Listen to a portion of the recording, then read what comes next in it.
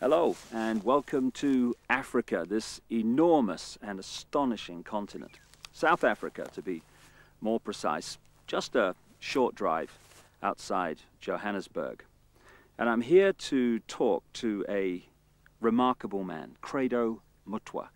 When I first came to South Africa about 18 months ago, within 2 or 3 days, I was introduced to Credo Mutwa. I'd never heard of him at the time, but from the moment I met him, I didn't stop listening and he didn't stop talking for at least 5 hours.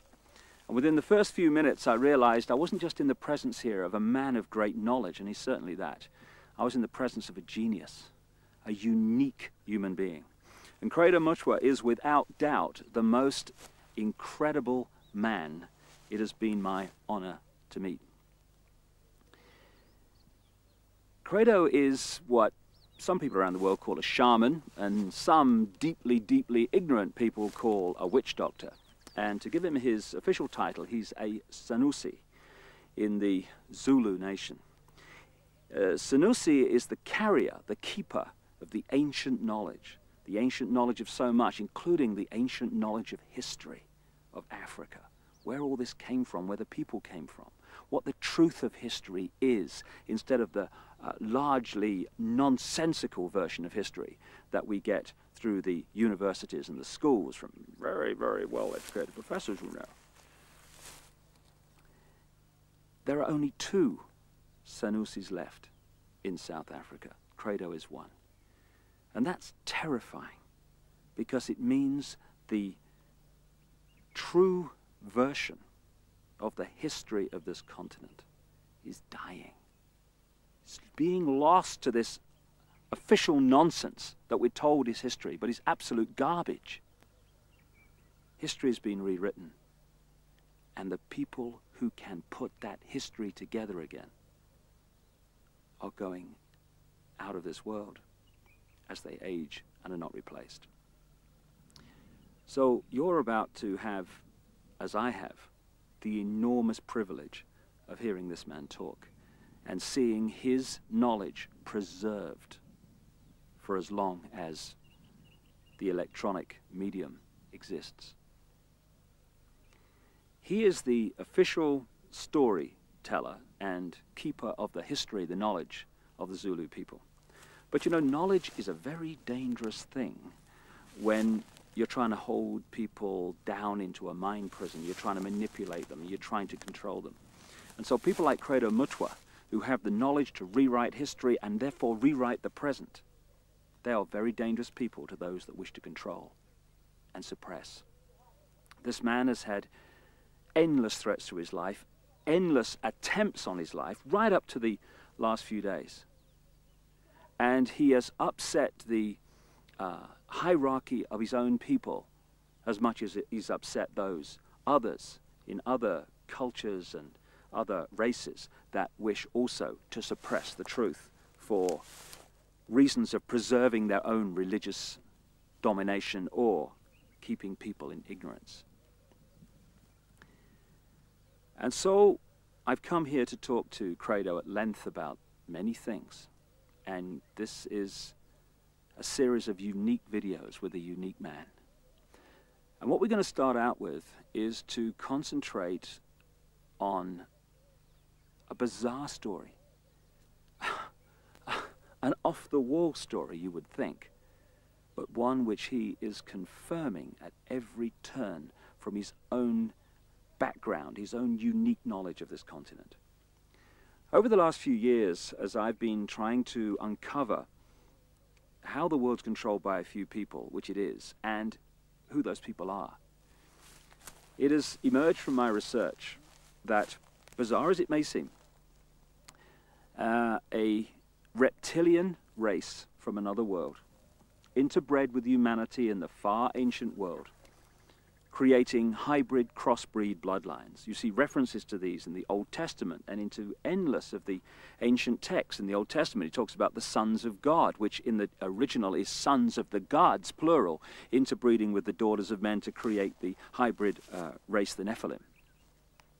These gods were the literal gods of the ancient people, and they used to sacrifice people literally to the gods.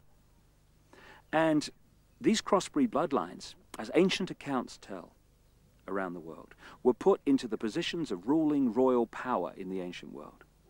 And then, as is happening today, when you do the genealogy of the ruling families and the ruling positions of power in the world, be they the 42 presidents of the United States up to Bill Clinton, be they the British royal family, be the aristocracy of Europe, any of these key ruling elites, the top of the banking system, the top of the global business system, you hit the family lines which go back to these same ruling lines of the ancient world, royal lines, that the ancient accounts say were the crossbreeds between humanity and these reptilian gods. In other words, a reptilian extraterrestrial race has been controlling planet Earth for thousands of years to this day and putting its genetic compatible bloodlines into the positions of power as presidents, prime ministers, banking leaders, business leaders, etc. And this explains so many things, where we get the divine right of kings from, the divine right to rule because of the bloodline, the genetics. Why these ruling families of the aristocracy and the royal families have always incessantly interbred with each other, just as the Eastern establishment families of the United States do, that produce so many presidents and banking leaders and administrators of government in the United States. And astonishingly, bizarre as I keep saying, and seemingly ridiculous as this story may be from our conditioned perspective of life and reality, when I started talking to Credo Mutwa from his African experience and knowledge of the most staggering depths and variety, he tells exactly the same story that I have uncovered around the world, exactly in great detail. And if Africa and the world is ever going to be free, and we are, then they have to listen to this man. And they have to listen now. I started out by talking to Credo about the origin of the knowledge that he is about to share with us for the first time in so many cases. Because this is the knowledge that only initiates normally get. But as Credo says, the world needs to know this. And so, this is a unique video. And this is a unique man. And like I say, I asked him first about the origin of the knowledge that he's about to pass on. When the white man started destroying our religion, when he started demonizing our gods, when he started ridiculing what we believed in and actually using educated Africans to destroy that ancient African religion, in many parts of Africa, say, our ancient religion went underground. And there were, call them secret societies, all over South Africa and Central Africa and East Africa and West Africa, where this knowledge was stored and kept by aging guardians, many of whom did not know that in other parts of the land there were other guardians who were doing exactly as they were doing. Now, when I first became a Sangoma, I was already, say, a person of education. I had entered school as a child of 14 years. And when I became a Sangoma, I was a youth of 16 years. And what my aunt and my grandfather, as well as my maternal grandmother, taught me, shook me to the core of my soul. I found that the mission schools had been teaching me lies about my people all along. Missionaries had told us as children that the only light came to Africa with white people, that before the white men came, we black people had no idea about God. We had no belief in a life after death, and that our people were just a race of savages who used to lie around in the sun, womanize, fight, and drink beer every day. I was suddenly awakened to the fact that Africans had in fact been far greater intellectually than the missionaries were willing to give them credit for. That, like the white men, we had astrology, astronomy, we had surgery. In fact, I found that Zulu surgeons in the early years of the 19th century and the 18th century and even beyond could perform operations which white surgeons were not capable of operating. And the more I learned about my people, the more I wanted to learn.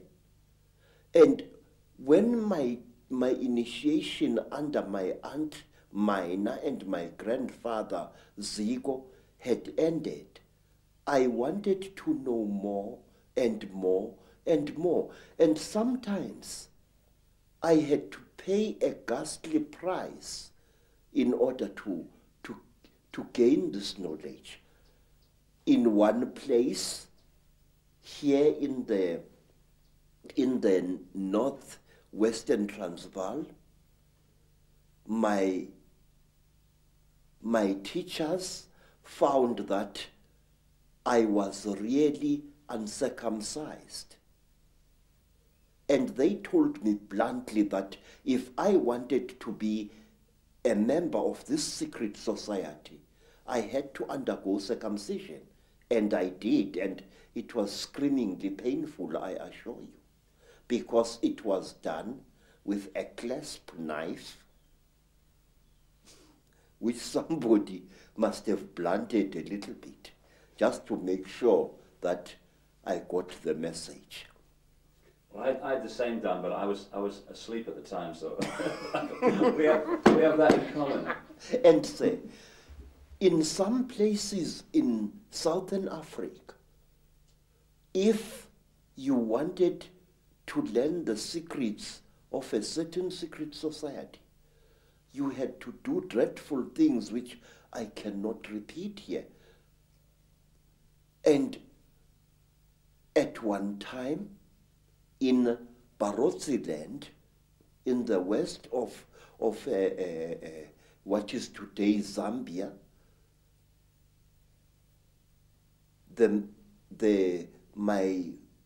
my teacher said, look, how far are you willing to go in order to become one of us? I said, I am willing to go anywhere. He looked at me and he said, listen, educated man, we are tired of people like you. White men come amongst us to milk our minds and then to kill us. We want to be sure that we can trust you. And wait, sir. I said, great one, I am willing to do anything. He said, are you? I said, yes. And then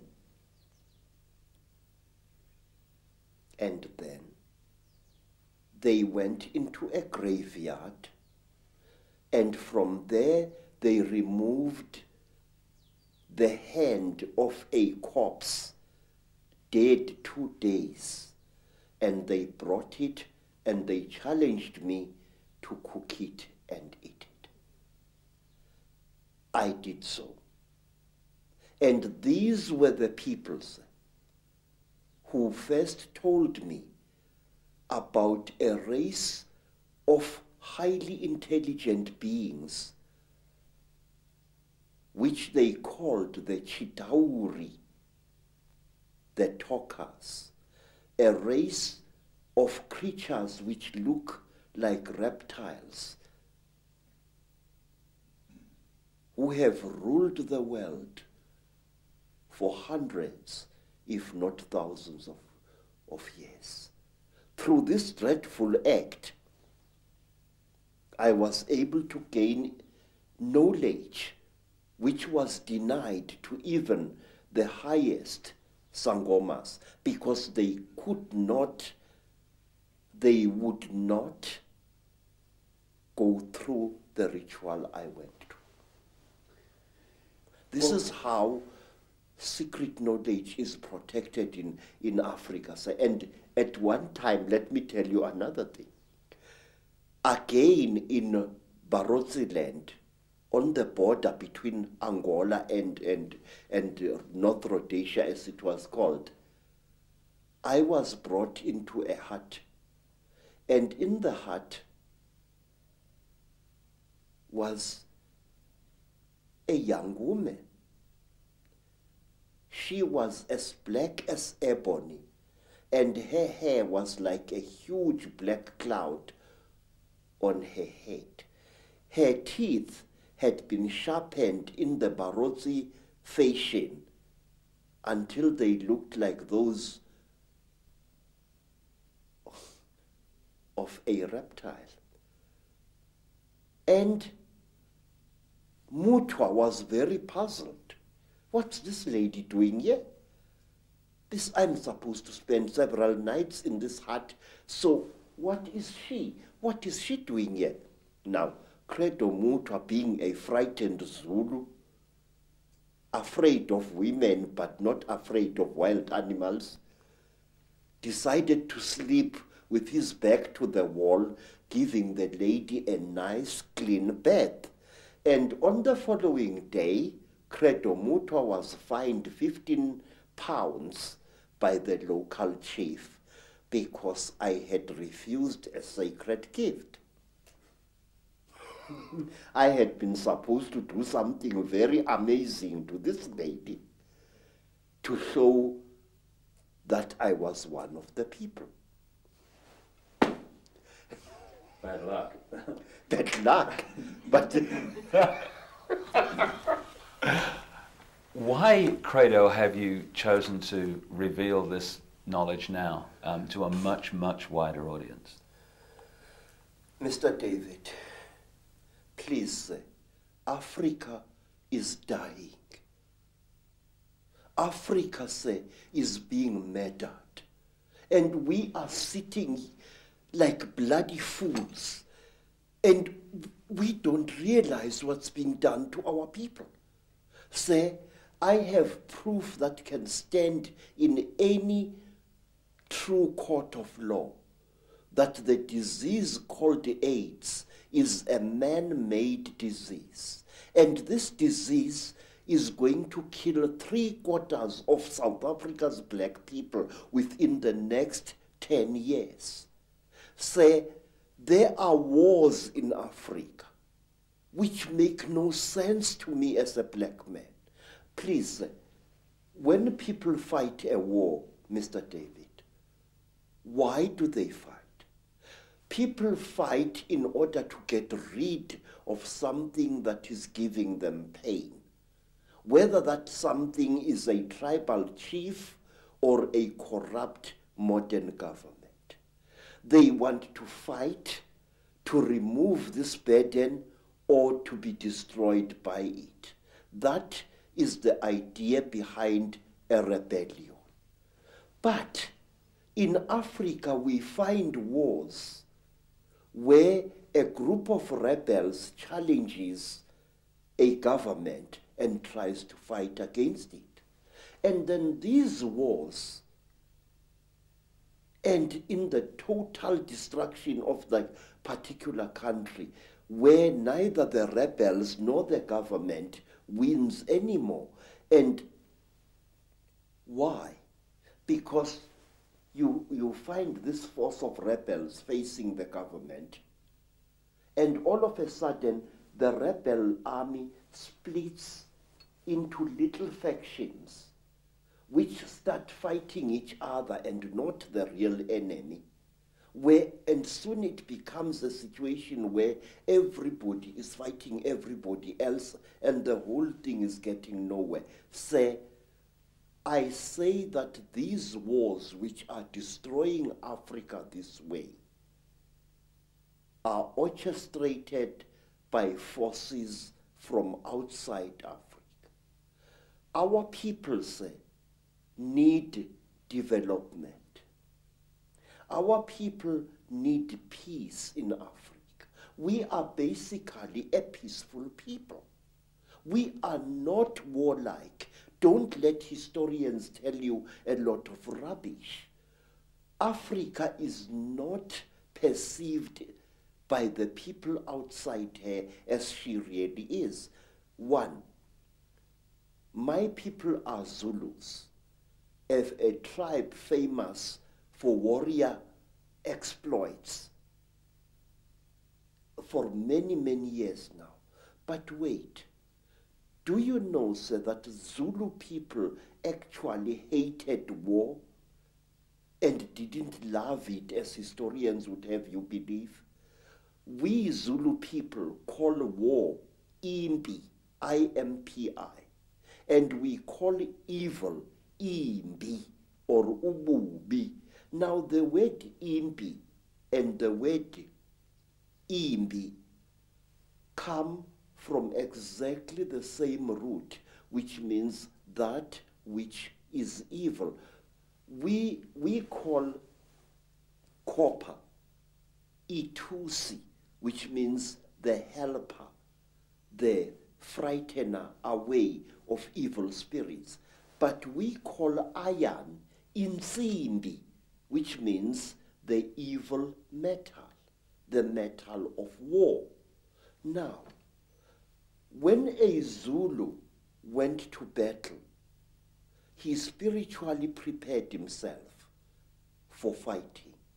But when he came back from battle, a Zulu would undergo a ceremony of purification, a very, very painful ritual, which lasted for some 7 days before he was even allowed to touch his wife. But wait for this. In England, we have got the lady Sarah Churchill, Duchess of Marlborough, writing in her diary that her husband, Sir John Churchill, the Duke of Marlborough, after the terrible Battle of Blenheim, had made love to her 3 times while still wearing his top boots. Wait, sir. Listen to that. Here is a man coming into his tent or whatever it was, with his boots still stinking with the blood of horses and the blood of men, and probably with human flesh still attached to the soles of those boots. Here is this man making love to his wife. What kind of attitude is that? That a man would come smelling of death and destruction to desecrate his wife in 3 torrid sessions? We never did that in Africa. We hated war. And furthermore, our people, the black people of Southern Africa, are accused of having been a male-dominated society. Absolute bloody poppycocks. Zulus were a female-dominated society. And if you want proof of that, ask yourself, who killed King Shaka? who planned Shaka's murder, two women, twins, Mama and Mkabai, Shaka's aunts, who was the greatest advisor of King Shaka. His mother, Nandi, she used to plan every one of Shaka's military campaigns, right down to the last detail. So, everywhere in South Africa, our word for great also means female, but that is something we shall discuss at another time. So, Africa is being murdered, and a race of people which once founded some of the world's greatest civilizations is being cruelly exterminated, and our politicians appear to be hypnotized as like a little antelope hypnotized by a python. Don't our leaders know what is going on in Africa? I'm going to talk, sir. I'm going to talk, and I'm going to reveal and damn the consequences. I am not a brave man, but it's high time somebody stood up and exposed the conspiracy around Africa and her people.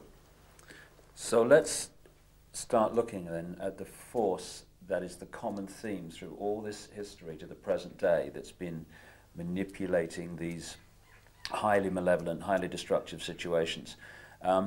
My own research around the world has certainly focused in on the fact that there is a force, not of this world, shall we say, that is the common theme. What is your experience and your knowledge of an extraterrestrial involvement in the history of Africa?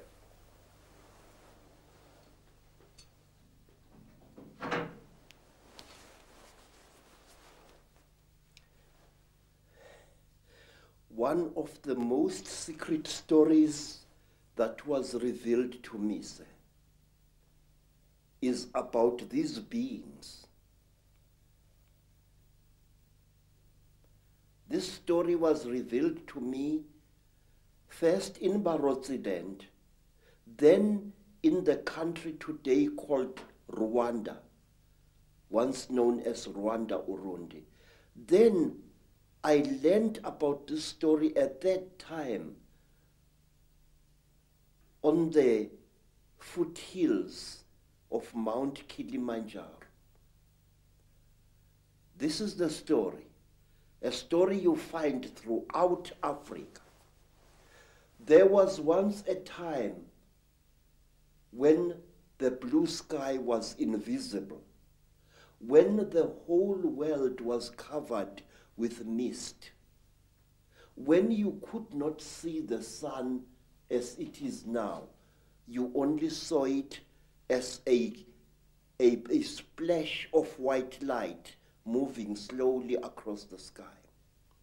At that time, there was an eternal drizzle every day of the year.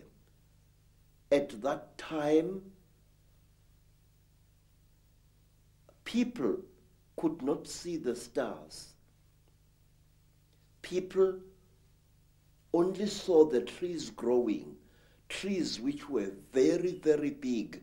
There was no desert at that time, only jungle everywhere where you went. At that time, say, people were what we call in Zulu, ngubili. A human being was both male and female in one body. And out of the sky, one day came terrible objects. They were like gigantic bows made of huge gleaming gold. They were shaped like bows without strings, and they were bigger than the biggest mountains. They came out of the sky bringing great noise, black smoke, and fire with them. And out of those huge objects came them.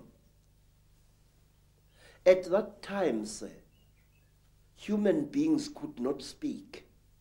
We had no gift of language at that time. And people had, however, great mental power. A man would go into the bush and, using the power of his mind, actually call out an animal which he wanted to hunt and kill for his children. And the animal would appear and kneel down before the man, and the man would kill the animal and take it home. But when the Chitauri arrived in Africa, they told our people that they were gods and that they were going to give us human beings great gifts on one condition: we had to worship them and accept them as our creators. Some told our people that they were our elder brothers and that this earth had produced them generations ago. And they said they had come back to the green womb of their mother and that they were going to make us into gods. What they did, they created a very strange pair of caves in the land. They dug 2 caves. In one cave was a green light, in another cave was a red light. And they drove human beings into these caves. And each human being had to choose which cave the human being wanted to go into. And those who went into the green cave came out as women. And those who went into the red cave came out as men.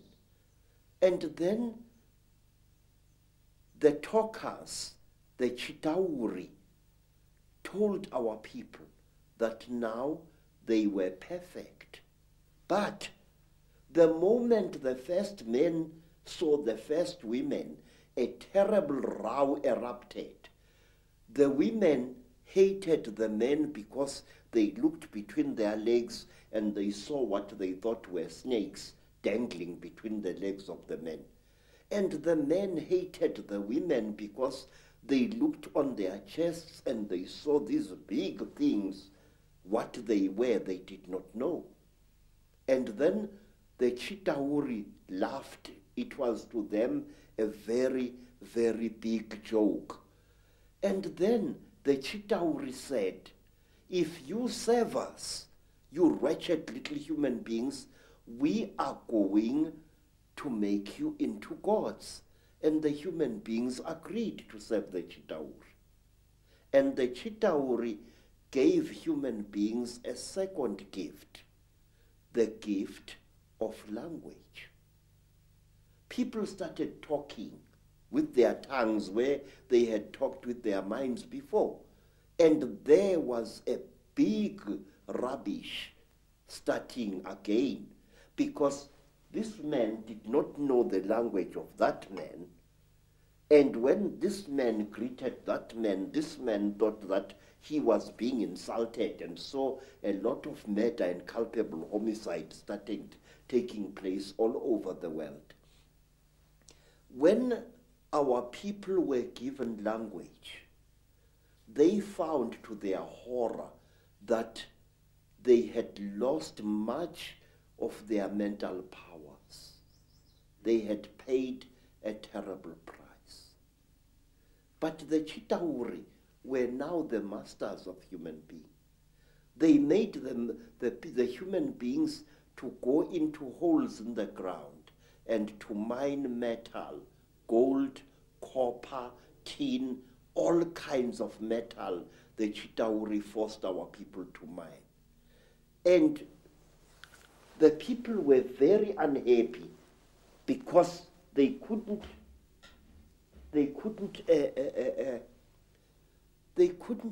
cope with the new sexual differences which were there now between men and women. And then from amongst the Chitauri came a very good female Chitauri. Her name was Mai Nzarantwari Samahongo. Mai Nzarantwari Samahongo was the senior wife of the terrible chief of the Chitauri, Umbaba Gorontwari Samahongo. She was sorry for human beings, this great reptile lady. She said to the poor people, "Ow, you are unhappy." And the people said, "Yes, great one. We go into the holes every day, we dig the stones and we bring it to the gods, but we are not happy." And Mai Nzarantwari scratched her scaly chin and began to think and to think. She was terribly ugly. Her eyes were awful, like lights in the darkness. But she had mercy in her heart, and she taught the men and the women how to make love. And she said, "Look, we divided you into males and females. Now this action is going to bring you together." But it did not, because anyone who receives a gift from the Ntwari, the children of the python, is always in trouble. What happened was that when one guy slept with his wife, he didn't find her much, so he went to steal another guy's wife, and there was a big remorse, as we say in Afrikaans, starting. So men started stealing each other's wives and each other's girlfriends, and women started stealing each other's husbands, and there was a big nonsense in the land. And King Umbaba, the terrible lord of the Ntwari, the reptile people, said, "Look what you've done, you stupid old woman. Now these people, they are making such a noise. Listen to all that screaming in the bush. They are busy making love there, and our gold is not being dug, and you are responsible for this." Nzarantwari thought and thought and thought and thought, and then she got a plan, and she said, "I will make them stop. When they make love to each other, the female is going to get pregnant. And when she is pregnant, the male is going to leave her alone, and that noise in the bush will not be so disturbing to you, my lord." And Umbaba said, "You had better. There is no production here." And so all the women in the world was pregnant, and Umbaba was furious with his wife. And so it went on and on, until one day Nzarantwari activated a black hero called Mweru. And Mweru challenged the great chief of the serpent people to a fight. And he cut off the royal penis of the king of the snake people. And that caused a big war. Mweru ran away. But Umbaba, the terrible chief of the people, caught him and arrested him and brought him to his village. And there, the great chief Gorontwari Umbaba said, "Look, you cut off my thing, and I have replaced it with one made of gold, and I can't make love to my wife anymore. You think too much, you wretched little human being." Now Umbaba had a terrible nail in one of his hands, a claw. And with this claw, he drove the claw into poor Mweru's nostril, making a terrible hole into his brain, and he started drinking Mweru's brain, and then he threw away the corpse. To this day, sir, we believe that the people, the Chitauri people, they eat human brains. And strangely enough, scientists have found skulls where the human brain has been removed and eaten by someone or something. Well, hearing you speak here, so many things come to mind. First of all, you're saying that telepathy was the key form of communication before the Chitahuli, the reptilians came. Yes, sir. And I guess it's like a muscle. When you use it, it gets more sensitive and more powerful. So the more you use your telepathy, the more powerful your mind got. And then when language came, it almost brought us into this three-dimensional world and disconnected us from that mind power that we had before. Yes, sir. And it's also interesting that the story that you talk about, the language being given, and then the different languages being given. And of course, that turns up in the Old Testament, in the Bible. It turns up in stories all over the world about the fact that we were divided by language, so we couldn't communicate. And as someone who publishes books, I know today how difficult it is to communicate through books when you've got endless different languages. So it's been a brilliant form of control for a long time. Yes, sir. Even now here in South Africa, today, sir, black people prefer to speak to each other in English if they belong to different tribes. And they have even, over the many decades, black youths have even created a lingua franca of their own, which we call Tsotsi language, which is a mixture of African words and Afrikaans words. They do this in order to bridge the incredible language gap which exists between black people in South Africa. Let me show you an amusing thing, how different languages are. The language of the Xhosa people of the Eastern Cape is very similar to Zulu, but certain important words in the Zulu language, good words, are viewed as obscenities by the Xhosa people. For example, in the language of the Zulus, an ancestral spirit is called Idlozi. But if you use that word to a Xhosa, he says you are using a dirty word, because to them, Idlozi means sexual desire. And in the language of the Zulus, milimil, maize meal, is known as impuphu. But in the language of the Bapedis, maize meal is called bupi, and if a Zulu uses the word impuphu in front of a Bapedi woman, she feels that he has insulted her, because in the Bapedi language, impuphu means a woman's sexual organ. And in the language of the Mashonas, in the language of the Zulus, a mother is called mama. If I say my mother, I say mama wami. But in the language of the Mashonas, the people of Eastern Zimbabwe, the word mama means to sit down and have a crepe. So one day when I said to my Mashona hosts, ngikhumbule umama, which in Zulu is, I remember my mother, I'm missing my mother, the Mashona gentleman immediately took me and directed me to his pit latrine at the back of his house. Because in the Mashona way, mother is mai, not mom.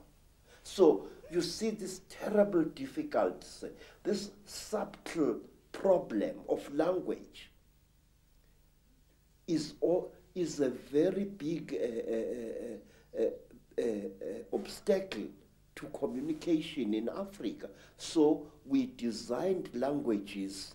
There's another language called Fanagalo, which is a lingua franca consisting of African words as well as nonsense words and Zulu words, which was used a lot in the mines in the 1930s, 40s, and 50s.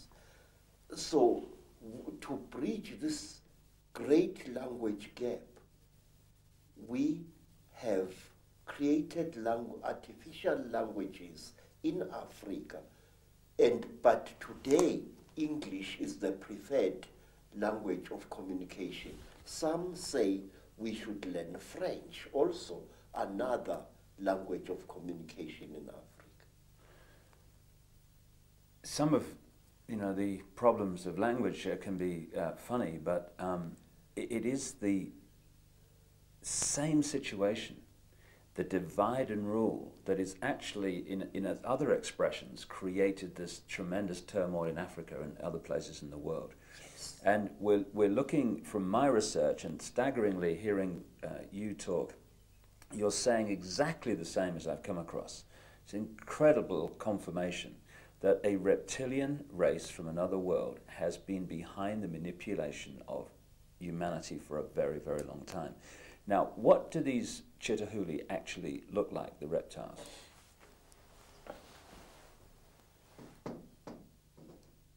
I'm not a good artist, sir.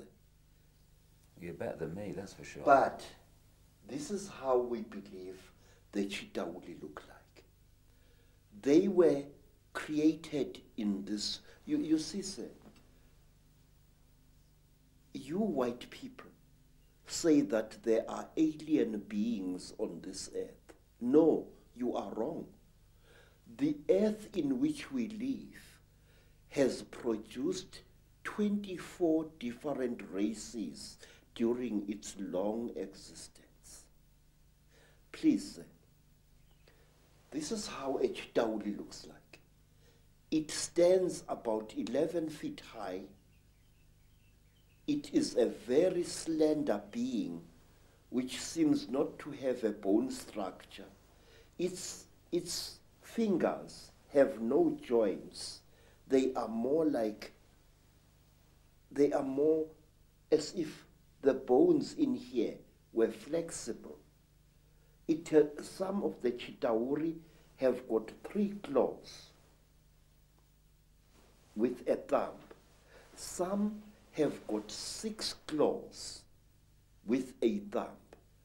And some of the Chitauris have got horns on their heads. And what surprises me is this. Some film producers, like the producers who make the films Star Wars, George Lucas, often show creatures in their films which actually exist, which even the most uneducated of Africans who knows this Chitauli can identify. For example, in the new Star Wars film, what is it called? Star Wars or something like that. There is a creature who amazes me called Darth Maul. Darth Maul is a red and black being with a ring of small horns right round his head. That is exactly what the Chitauli look like. Some have got ordinary heads without any horns on their heads. These are the lesser Chitauli. But the royal Chitauli have got a ring of sharp horns all around their heads. And the very high Chitauli, like their king, Mubaba Samahongo, they have got very long horns which grow this way. Not that way like a bull, but this way like certain antelopes. Now, I just wonder, where these film producers get their information from. And in one strange films, which my student called me to come and watch, was the thing called Stargate 2. Mm-hmm. And in that films, there was a creature, a very slimy, cream-colored creature with heavy wrinkles on its face. It was a spitting likeness of Mubaba Samahongo, the terrible emperor of the Chitauri. Well, clearly there's a tremendous amount of knowledge of what's been going on and what is going on, which comes out symbolically through films and areas of communication like Hollywood. But the thing that I'm totally stunned the more I talk to you about this is because I've been all over the world having people give me descriptions of seeing reptilian type figures, particularly people in positions of power in the world, changing into a reptilian figure and coming back again. And what they describe seeing is exactly what the knowledge of ancient Africa talks about seeing. We're talking about the same people there, which is an astonishing confirmation. And the eyes is something that keeps coming up being described. Yes. Tell me about the eyes of the Chitahuli. Say, a warrior Chitauri has got eyes like a snake. These eyes are yellowish with split pupils and they glow in darkness. So if a Chitauri, a warrior Chitauri, one of the lesser classes, is hiding in a cave, you can see its eyes burning. But a royal Chitauri has got 3 eyes. It's got the yellow eyes, which glow in a strange, almost ice-like way, like jewels, like certain types of yellow jewel.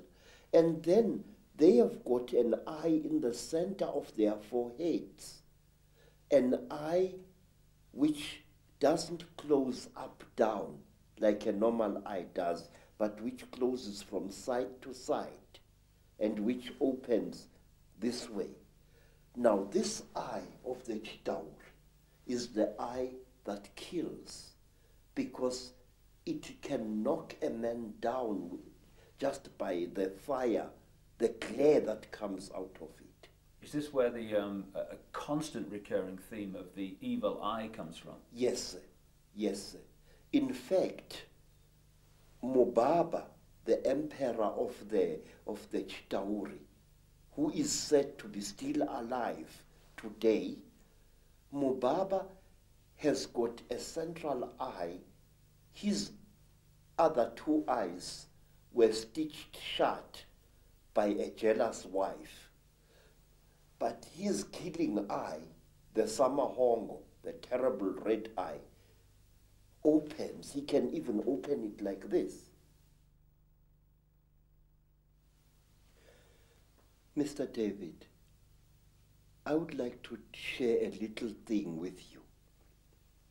It is this: the best way to protect an evil thing is to deny its existence. And if you talk about things such as the Chitauri, if you talk about things such as the Mandindan, there are many people who say to you, rubbish, this thing does not exist. Now, in this way, this great evil is protected by being denied. One day in my long travels through the world, I was in New York in that place called Harlem. And I saw a graffiti on a wall along a passage. And the graffiti was, there is no such a thing as the mafia, and we will kill any asshole who says that there is. In this, again and again, in America, people deny the existence of the mafia, and by denying it, actually protect it wittingly or unwittingly. There are those who deny that a national and international conspiracy exists. They deny it ferociously. But by denying it, they are actually assisting it and actually protecting it. We must stop denying the existence of these things. We must stop saying that there are no Chitauri, that there are no aliens, that there are no Illuminati. There are. I could tell you for hours. For example, do you know what we Zulu people call a person? A very, very clever person, a very, very wise person, a person who has received light from God. We call him umkhanyiselwa. In other words, the illuminated one. Khanyisa means to light up something. And umkhanyiselwa is somebody who has been lighted up by the gods. So you say Illuminati, I say umkhanyiselwa. It's the same thing. And my research very clearly, and again, you're right, there's tremendous denial that this is the fact. Even among conspiracy researchers, there's tremendous denial that the Chitahuli, the reptilians, and the Illuminati are actually the same thing. Exactly, sir. Because amongst my people, we say that when two Chitauri are challenging each other for power, and they must fight a duel with their terrible eyes, they start glowing like fishes deep in the sea. And the faster they glow, the angrier they are said to be. Now that is why there are certain parts of Africa where people are advised not to walk at night, because that is where the Chitauri often fight. And one of these parts of Africa, say, is a remarkable place called the Mountains of the Round Rocks, Matopo, wrongly pronounced Matopo, in Zimbabwe. These hills are really not remarkable in themselves. These hills are said to be the one place in Africa where the Chitauri have been seen. And these hills is where Cecil John Rhodes lies buried, but there is more. You must visit this place at one time. Amongst the rocks on the Matopo Mountains, you find a species of lizard which you don't find anywhere in Africa or the world. A species of lizard which responds to the call of a human being. When I first arrived in 1958 in the land called Rhodesia, now known as Zimbabwe, I found an African there who was a tourist attraction. He was a game warden who made strange sounds calling out. And as he called out, these strange lizards, the only type of lizard anywhere on earth which responds to the human voice, used to come out of cracks and out of holes in the ground and to gather around this African. And it was this African game warden who told me that the sounds he is making are not just noise, they are the speech of the Chitauri star gods. Isn't it a staggering coincidence that Cecil Rhodes, one of the greatest Illuminati frontmen, perhaps certainly of modern times, who did so much to imprison Africa, should choose to be buried at the point where this is all going on? You see, sir, Cecil John Rhodes wormed his way into the hearts of Africans, and in their despair, wise men of the Mashona people, wise men of Matebele people, tried to make Cecil John Rhodes one of them.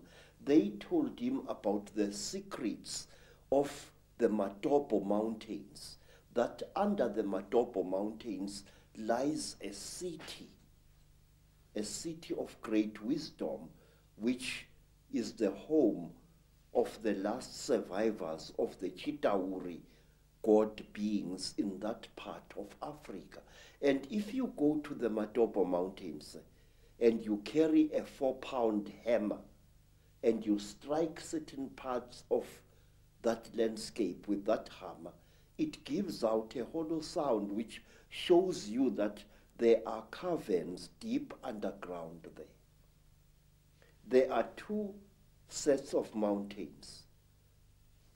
There is the Matopo Mountains, and then to the east of Zimbabwe, there are the great mountains known as the Inyangani, the Weeping Moon Mountains. There, even now, people disappear without trace. Sometimes a person would disappear for several days and reappear a few days later, not knowing where he had been or where she had been.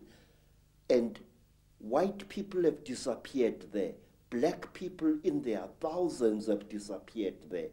It was there that I also went missing for 4 days in 1959 in one of the most traumatic experiences of my life. What happened? Well, it's a long story, sir. My teacher, Elizabeth Moyo, had sent me to get a special herb which grows only on the foothills of those mountains. It was just an ordinary day like any other, just beautiful day like this one outside here. And I love the African wilderness. I'm at home in the bush, especially in the days when I was still in good health.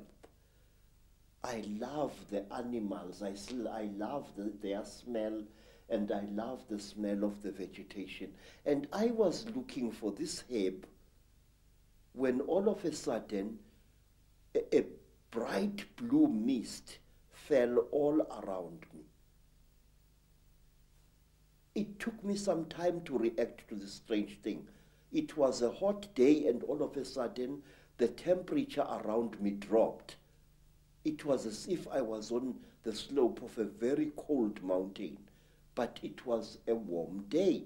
And then the next moment, I was in what appeared to be a metal-lined tunnel, a caving tunnel, and I was lying on what looked like a workbench, a very large workbench of some kind.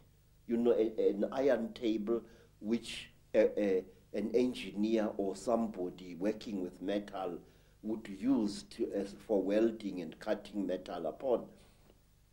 But this workbench was very brightly polished. And there I was lying there with my trousers missing and only my khaki shirt, when I saw again through what appeared to be like blue mist a number of moving objects, which at first I thought were dolls. And these objects were moving towards me. I noticed with mild surprise that they were very thin, short, human-like creatures with very, very large melon-shaped heads. The creatures had no noses, like as human beings have. They had only small little holes on either side of where the nose would be, and their mouths were like knife cuts at the bottom of their faces. And these creatures were coming towards me. In color, they were gray like certain types of fish, and they wore silvery gray garments which reached up to their necks and up to their wrists. I couldn't see whether they were wearing boots or not at that time. And while I was looking at these creatures, I suddenly was aware that something was above me, standing there, and I looked up straight into the face of one of them, a much taller one than the others. And this creature was wearing a garment like a tight-fitting overall without any buttons or anything, which reached up to its neck, but its wrists were bare. I noticed that the creatures had very long fingers. Its fingers had extra, and each of its fingers had an extra joint, and it ended in a claw, a black claw like that of a chicken or a certain kind of bird, and that its thumb was not here, but here in the middle of the hand. And this thing was standing above my head and looking down at me, and I was looking at its eyes, which were very strange indeed. It was as if it was wearing plastic goggles over its eyes. I could see its eyes inside these tinted goggles, and it had holes on either side here, but it had no nose as I have. Its jaws were very small, and its mouth was a slit with tiny little scale-like things where its lips should be. And the creature carried a horrible smell on it. I can't describe that smell.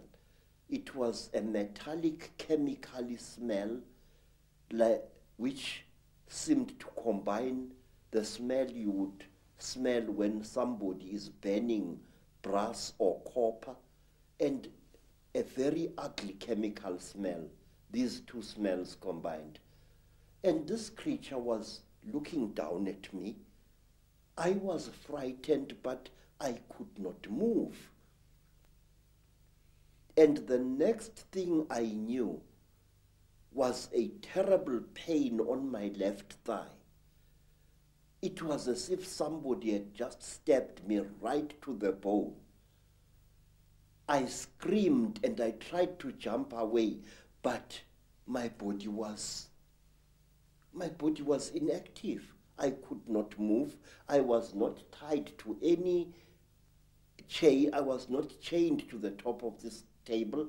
There was no belt tying me, but I could not move my body. And when I looked down at what was happening, I found that one of the shorter creatures had driven something very painful into my left thigh. And then, while I watched, horrified, the creature pulled out this thing, and I saw that it was like a pencil made of shining metal with what appeared to be a flexible cable at the back. And before I could do anything, my head was seized by the creature above me. It caught me on either side of the head like this. And then a third creature drove something into my right nostril here. It was as if I had been shot. The pain was so terrible, sir, that I screamed and screamed. Blood filled my mouth. Blood spattered out of the nostril, and the creature did not seem to care. I was stupefied. The pain was so intense, so terrible. And then, quietly, brutally, the creature pulled out the thing that it had stabbed me in the nose with, and blood flowed into my mouth, out of my nostril, and I was choking. And then the big creature coldly turned my head this way, so that blood came out of the mouth, and which gave me some kind of relief. And after what seemed like an eternity of pain, the creature brought something out of somewhere, which looked like an old-fashioned tea strainer in appearance, and it put this thing close to my nose. And then I seemed to drift away, and the pain subsided. You know, sir, it was torture so intense that even now I can't describe it. And then something else happened. A fourth creature started rummaging between my legs, and it pulled out my organ of manhood and stuck something into that. It was very strange, but I wasn't feeling any pain now. But I could feel the flexible cable moving inside me, right into my body. And then, I can't describe it. It was as if my seed was being sucked out by this small, bright, flexible cable. And then the creature just pulled it out. I screamed and I cried and I screamed, but I could not move. And then something happened which to this day still amazes me. After the creature had pulled out the flexible cable from my organ, the creature just stood there looking at my organ. And I was so terrified that I urinated, and accidentally urinated against the chest of the creature. It jumped away as if I had shot it, and it stumbled backwards. But its face didn't show any expression. Its mouth didn't even open, but the way the creature reacted, trembling all over, it was as if I had really hit it, but it was wearing this kind of garment. And after that, I was left alone, except for the big creature, which stood to my right side this time, with its arms folded, looking down at me. And then, while I was looking at this creature, trying to appeal to it, no pain anymore, no pain, please, I was pleading. Pictures suddenly flooded my mind. Pictures of buildings sunk in a red lake of water. Buildings rotting away. Buildings that appeared as if they had been bombed. And cities sunk in terrible mud. Trees sticking out like rotten ghosts. Trees without leaves, without branches, sticking out of the mud as if they had been poisoned. I saw visions of this. And then, through an entrance which I had not seen before, came a strange and terrible being.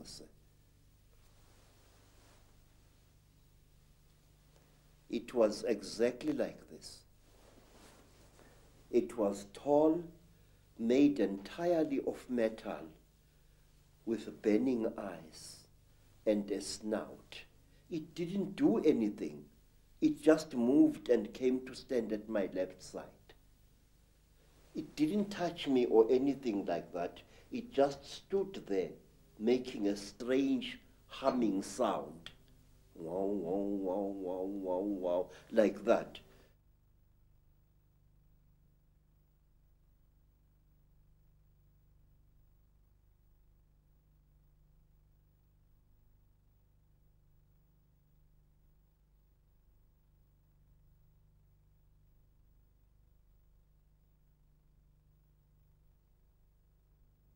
And then, from behind this metal creature, there appeared another creature. It was so radically different from the gray creatures in that it looked exactly like an earthly human being. It had a pink skin like that of a white woman. It had golden hair, and its ears were definitely pointed like those of an animal. Its eyes were slightly slanting. They were pale, pale blue, and never once did they blink. It was like this, nude, and there was a tail-like appendage at its back, which was very visible as it walked away after it had done to me what it did. What this thing did, it climbed over me and made love to me. And I noticed that unlike normal women, its breasts were set too high in its chest, and they were very, very hard in appearance. And that here, the pubic hair as well as the hair in the armpits was a fiery red, as if it had been dyed. And this thing didn't even blink. Its eyes were just like this, looking at you as if there was no liquid in the eyes, just an unblinking, terrible stare. And it was a small creature, about the size of a 16-year-old girl. But it was very, very heavy as it sat on top of me.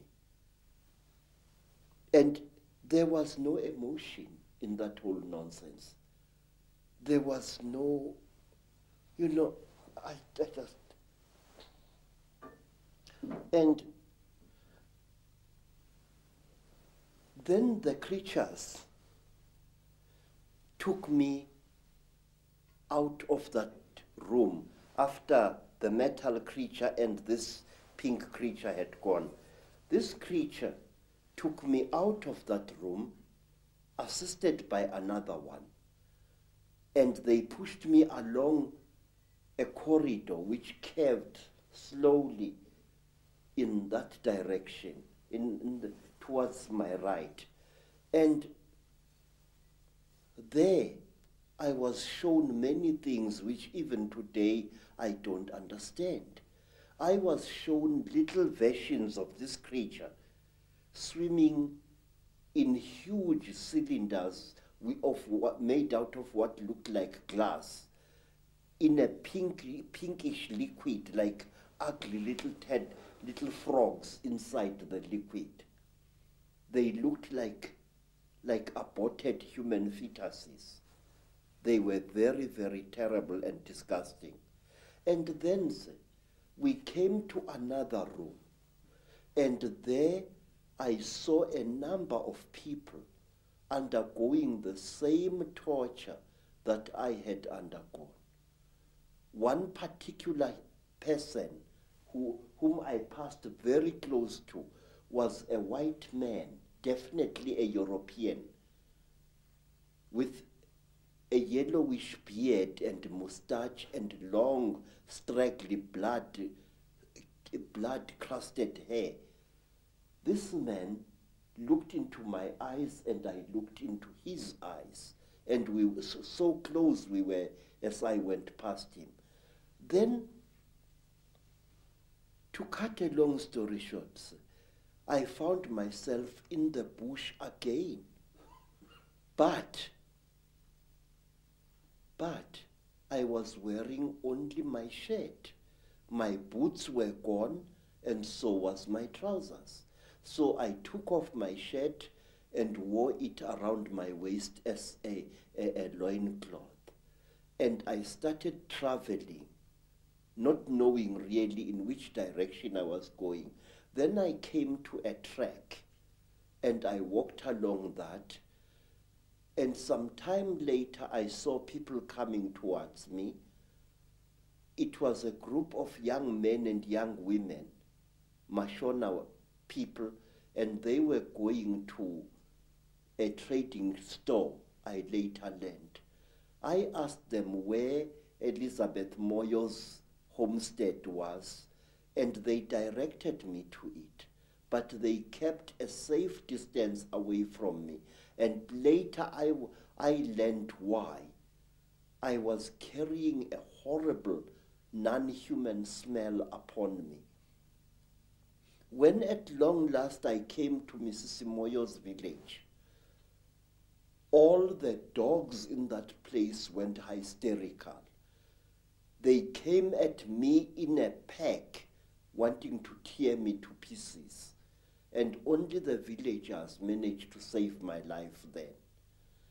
Mrs. Moyo asked me where I had been, and I said I did not know.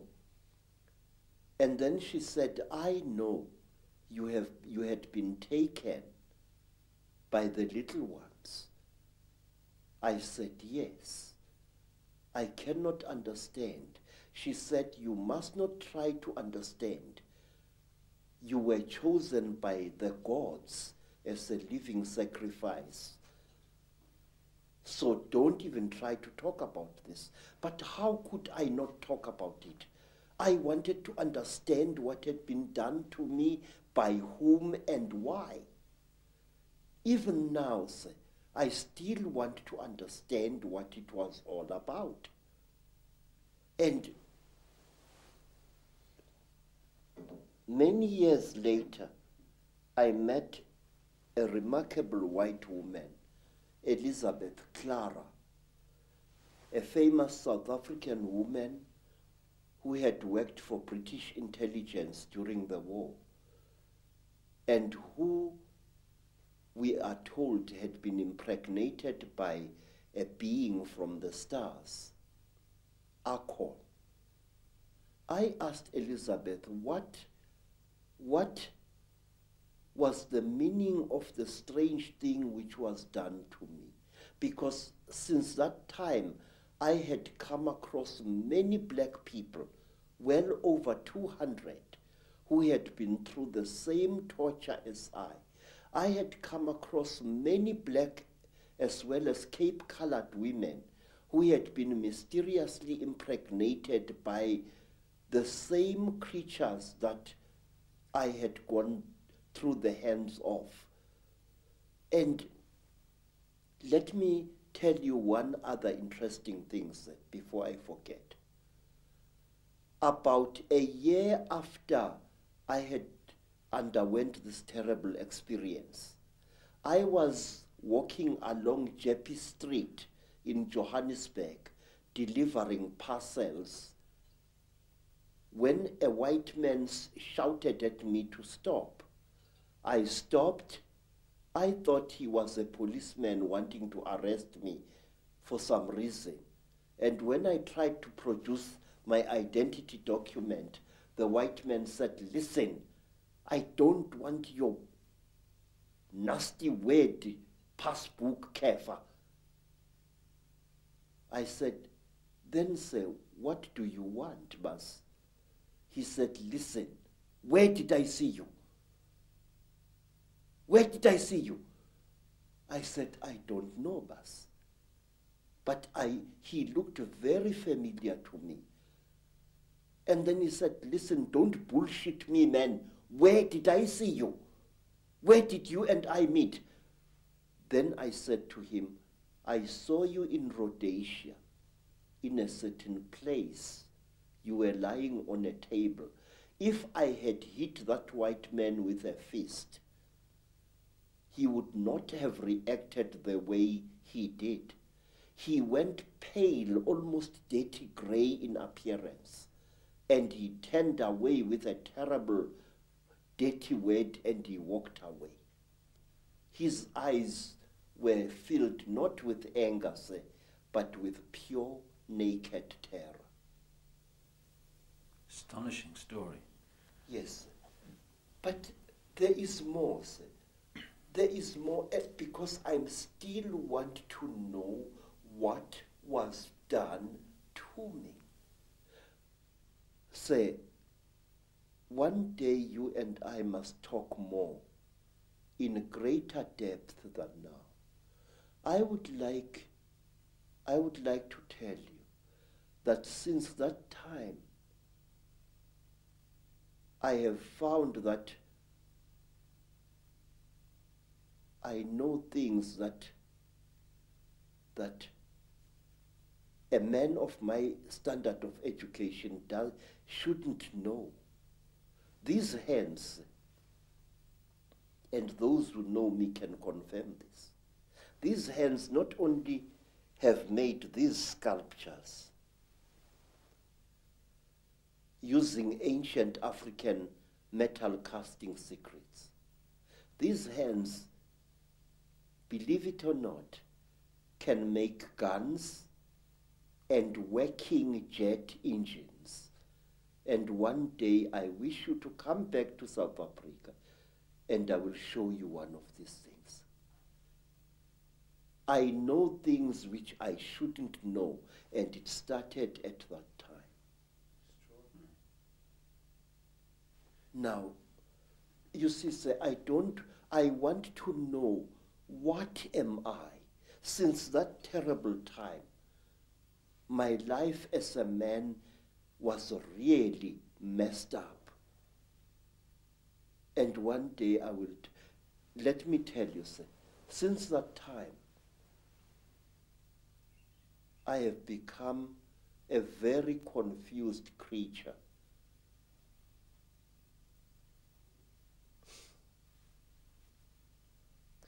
It's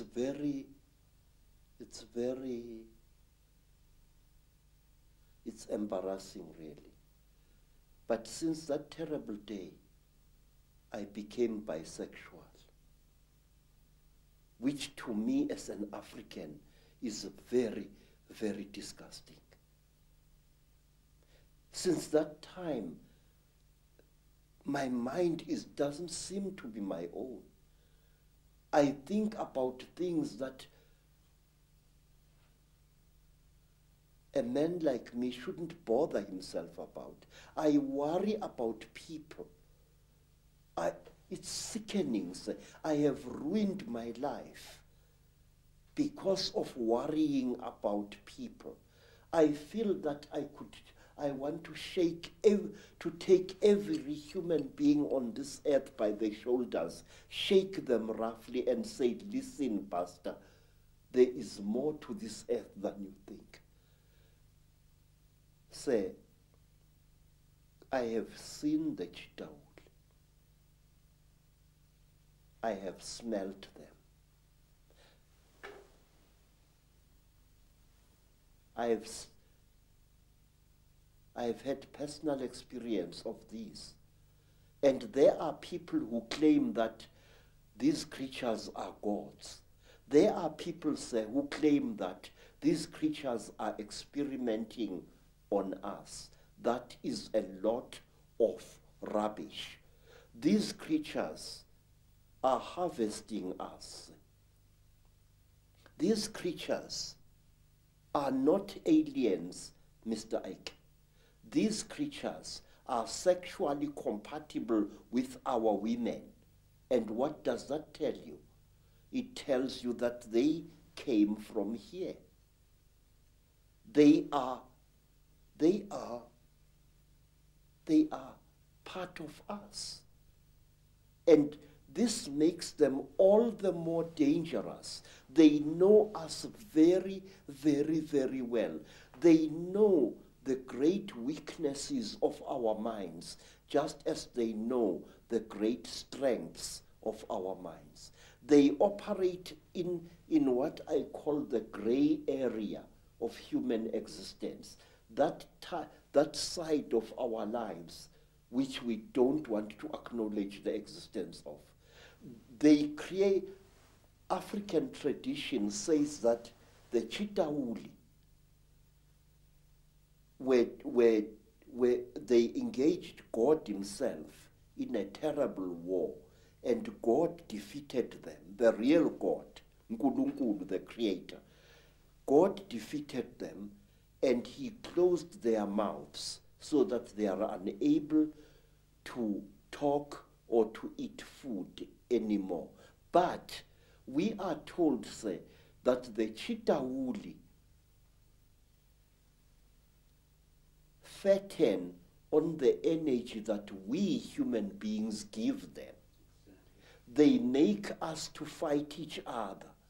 And when the whole land is drowning in death and fear and terror, when hundreds and hundreds of people are angry and afraid, the Chitauli get fat because they eat that what we call the dark power, which is brought about when human beings destroy the planet on which they live. They feed off human emotion. Yes, very, very intense human emotion. We are told, for example, that if you see a Chitauri walking through the bush or just standing there and looking at you, and you are accompanied by your wife or your girlfriend, you must immediately make love to that girlfriend and release as much emotion as possible, and the Chitauri will be pleased and will walk away from you and not harm you. And another thing, we are told that the Chitauri eat energy which is generated when hundreds of human minds or one human mind starts thinking at certain levels. We are told that the Chitauri want us to think at certain levels. Certain wavelengths. Yes, and they reward us with long life. May I ask you, sir, have you ever thought as a thinking person, why is it that in the great universities of this world, you find professors who think at certain levels and who live unnaturally long lives? Albert Einstein, Raymond Dart, Robert Broom, all these professors live a long, long time. And my Aunt Mina, the last Sanusi in South Africa other than myself, is as active as a young girl, and yet she's close to her 99th year of life. My stepmother, Rose, she has lost nearly all her children, and she is still alive. Extreme longevity is the reward with which the Chitauri reward you if you think at certain wavelengths. The description of your abduction clearly is describing what has become known as the Greys, what I think is also known by some as the ant people, the grey figures with the big black eyes. How do you think they connect in with the openly reptilian? And do you think that the black covers of the eyes are covering some kind of reptilian truth? Say, the so-called grey aliens are actually the lackeys and the servants of the Chitauri. If you see a Chitauri and you see this, there is very little racial difference. In fact, I will even go so far as to say this, that these creatures are actually the offspring of the Chitauri. The way they gather substances from human beings and from animals, the way they are the forerunners of the Chitauri in any place. And if you are very close to one of these creatures and you look into its goggle-like eyes, you will see round eyes, Mr. Ike, beyond this black goggle-like stuff. And these eyes are the real creature's eyes. Now let me tell you, there is in Lesotho a very strange mountain, a mountain called Leribe, Leribe. On this mountain, very amazing things happen after every 10-year or 20-year period. Now, not so long ago, an African farmer found an object near that mountain, an object which had crashed. And he was driving his tractor and he saw this strange object lying in the ground with tiny little bolts of lightning racing all around its edge. And the African walked up to the object, and when he wanted to touch it, a strange power struck him and sent him sprawling on his back to the ground. The African got up onto his tractor and got out of there. What the African had seen had been a crashed UFO, a flying saucer. He described it very amazingly. And he said that after a few days, there appeared what he said was a huge removal van, very big, accompanied by soldiers wearing black uniforms, goggles and berets. And these soldiers lifted the object into the van, and the van drove away. But when people came to the site, they saw that something had fallen there, but they saw no heavy tire tracks of the vehicle that the man had described. Something had crashed there, had been removed, but there were no wheel marks of the heavy vehicle he had described. Now, let me tell you something else.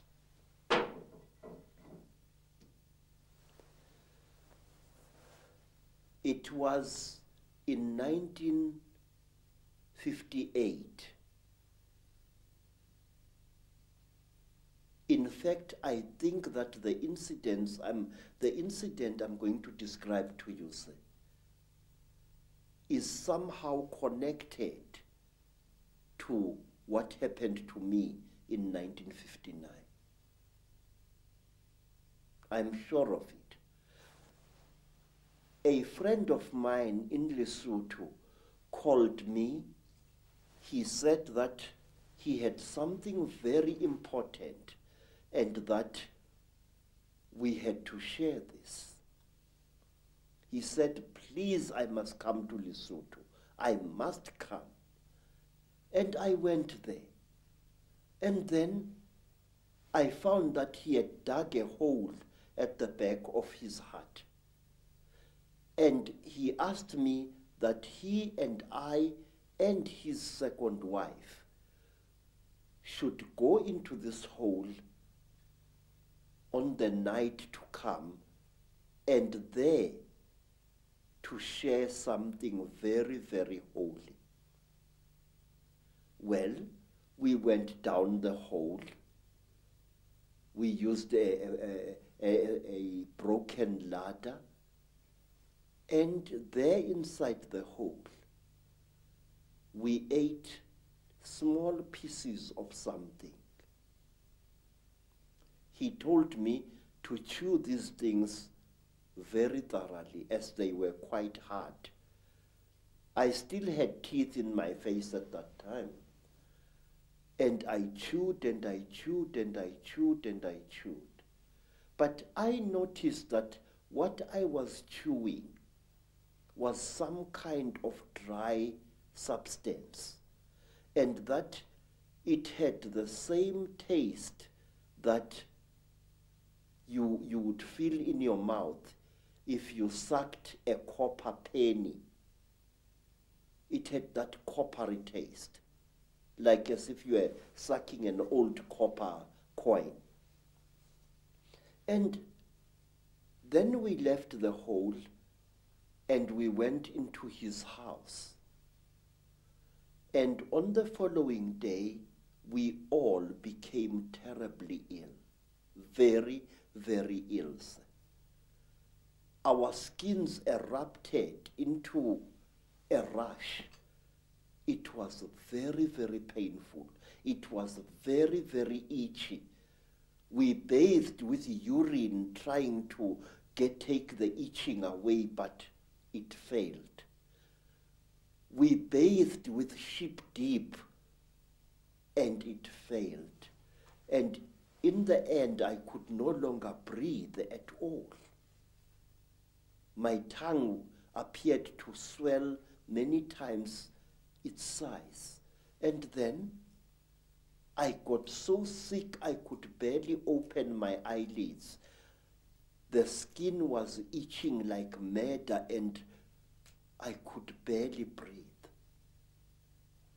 And as the days went by, it was about a week, but it seemed like 100 years, slowly the rash subsided. And my skin began to peel, as did my friend's skin and the skin of his wife. We were very, very, very sick. And when I could speak, I asked him, what was the thing that you gave me to eat? This is the thing that has made us so sick. Why did you do this, my friend? He said, look, what we shared was something that can only be eaten while you are hiding in a hole. And that thing is the flesh of a god. I said, God? He said, yes. I said, but I am sick now. He said, wait, you'll recover. You either die within 2 days or you recover. Now we are going to recover because we are still alive after 2 days. Mr. Ek, I can't describe to you what happened next. I wish you to imagine, sir, you are sick, weak, and feverish. Suddenly, you get stuck, staring, raving, laughing mad. We started laughing. Ha ha ha ha ha ha ha. It was utterly incredible. What had made us what had caused the laughter we did not know, but we laughed for hours, all three of us. And then, when our jaws couldn't laugh anymore, a new thing happened. My friend's eldest daughter gave us all water. And when I drank that water, my sense of taste was so heightened that I was utterly shaken. Ordinary water from a mountain spring tasted like, I don't know like what, like wine, like something out of I don't know where. My taste buds must have been souped up somehow. And then another feeling, which I cannot describe, fell over all of us. It was a feeling as if we were one with the entire universe. When I looked at a tree outside my friend's homestead, it was as if that tree was a multicolored living rainbow. When I looked at the mountain far away, my sense of sight was so intense that I could see colors beyond colors. I can't give you any other description. And then say, afterwards, I was very weak, but with a monstrous appetite. And then I left my friend's homestead and returned to South Africa. Every step of the way, I seemed like a person reborn. It was a feeling that no words can describe. And when I asked my friend by letter afterwards, what was this God flesh? He said it had been the flesh of a puana. One of what we call the graves. Yes, sir. People who say that these things don't exist had better think again. They are tangible,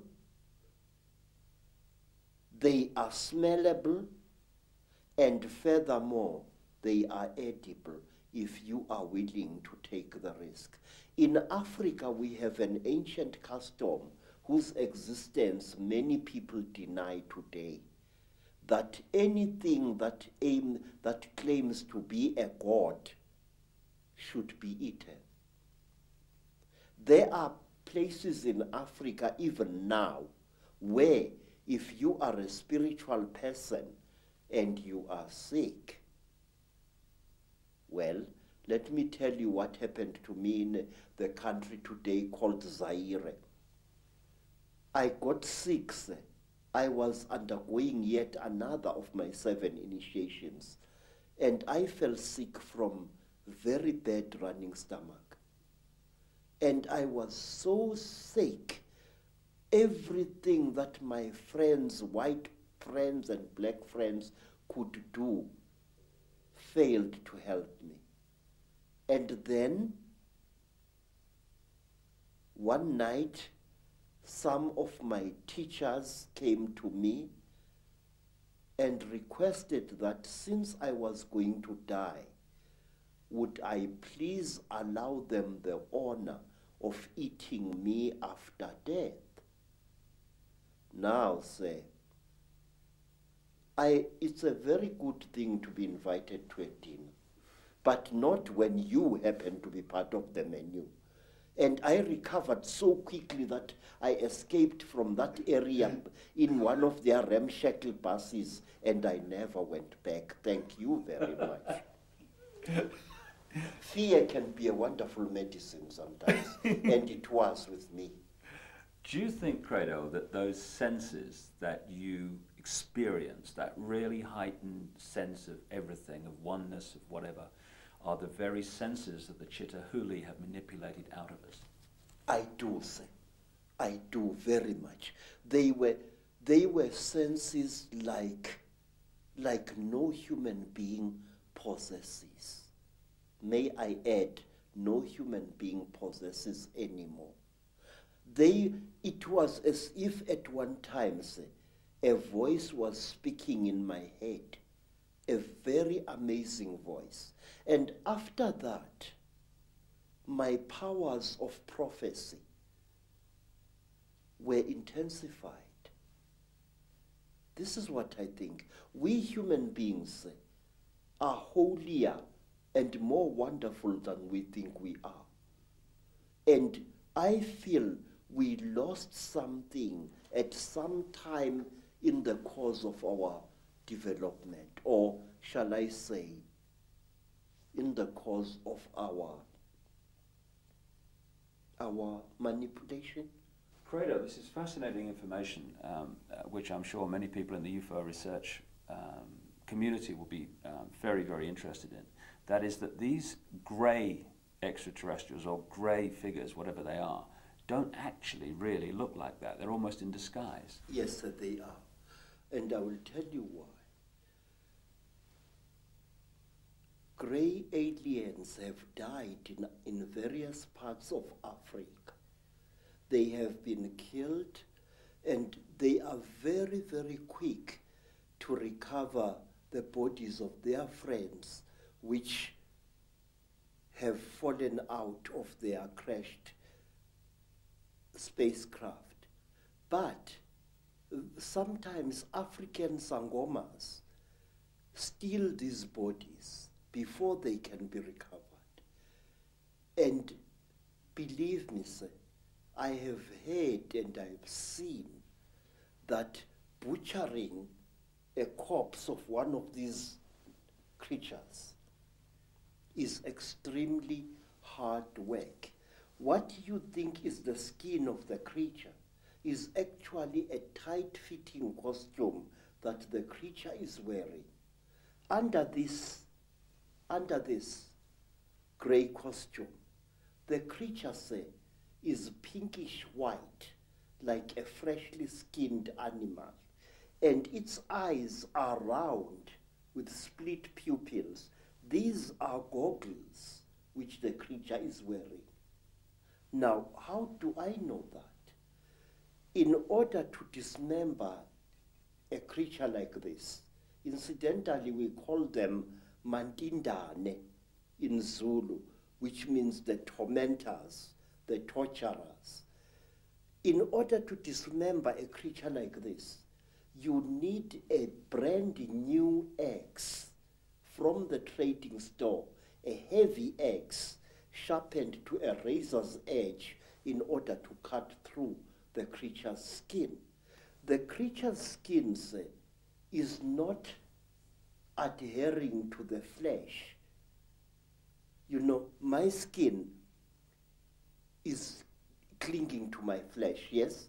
But the creature, there is a gap between the creature's flesh and its supposed skin. This is a material and not a skin. So the creature is actually wearing two garments. It's wearing a completely skin-tight garment which covers its entire body. And it is wearing an overall along these lines. Very often there are no gloves. And here, to cut up a mantindane, you need very, very sharp iron. And you have got to be a strong person even to reach its flesh. But once you have cut through the cover, the close-fitting covering, you can just open the whole thing and see the dead creature's flesh underneath it. And is it reptilian? Yes, sir. It is. I will tell you how the creature looks like without its gray skin. It is like certain types of tropical fish. It's like the belly of that type of fish that is fried in South Africa to make fish and chips.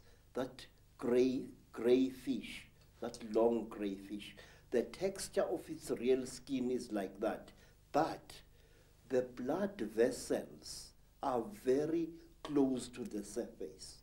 In fact, not so long ago, Mr. Ike, right here in South Africa, several hundred school children, some black, some colored, were terrorized by a creature they called Pinky Pinky, a creature which looked as if it had been skinned alive.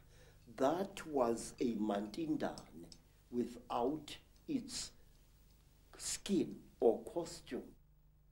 It's interesting when you're talking about the black eyes of these greys being a cover for something, and then you have the stories of the men in black who seem to interact not very positively, to say the least, with people involved in UFO and UFO investigation and stuff. And these men in black have these black goggle-like sunglasses, which are almost a mirror of the same. Exactly, sir. But let me tell you that over the last 100 years or so, the men in black have become westernized, in Africa at least. In old Africa, if you killed a Mantindane, one of these, you were visited by terrible beings who wore long black robes made of animal skin and deep hoods over their heads. And these creatures used to wear white masks with very, very terrible looking black eyes painted on them. They were called Izilo Zengubo, the beasts of the blanket. And may I tell you that these terrible beings, our African version of the men in black, used to play an important part in the choosing of certain kings in South Africa. That is one of the stories that I wish to tell you in greater detail one day. Whenever you have harmed a Mantindane, you received a visit from men in black. And one of my uncles was a night watchman just after the Second World War. And he saw what he thought was a burglar breaking into a factory which stored surplus army property. And he threw his knobkiri at this figure and hit it very hard. The creature fell behind some boxes, and then and only then did my uncle, a tough old Zulu, realize that the thing he had brought down was not a human being at all, not a young thief, but a Mantindane. My uncle threw down his second stick and ran screaming out of the factory. And not long after that, because my uncle had taken from the creature what he thought was its bag, he took the bag with him to Alexander Township after he had run out of the factory, but he could not open the bag. And while he was sitting in the shack in Alexander Township, just near Johannesburg, there arrived at his shack 2 white men who posed as detectives. And these so-called detectives told my uncle's common law wife that she must give to them the bag that my uncle had taken from the little man. And she did, and they vanished. What I'm trying to say, Mr. Ike, is the richer we become, the more we behave as the Chitauli are said to behave. Some of us, when they acquire a lot of wealth, start consuming metals and other minerals that they really do not need, which, however, if you study the story of the Chitauri, you are told that the Chitauri use these minerals and metals as medicine. We are told, say, that the Chitauri, when they get sick, smear their bodies with gold dust, which gets absorbed into their skins and they become all right. May I point out, it was once the custom of the Munumutapa kings of Zimbabwe, the men who built the Zimbabwe ruins, that on certain rising of the day star, the priest king would be smeared from head to foot with gold dust, and sometimes he was ritually sacrificed on the top of the wall of the Zimbabwe fortress. And to my amazement, when I visited South America, I found that the ancient Mayans had exactly the same custom where a god king was smeared with a mixture of fat and gold dust.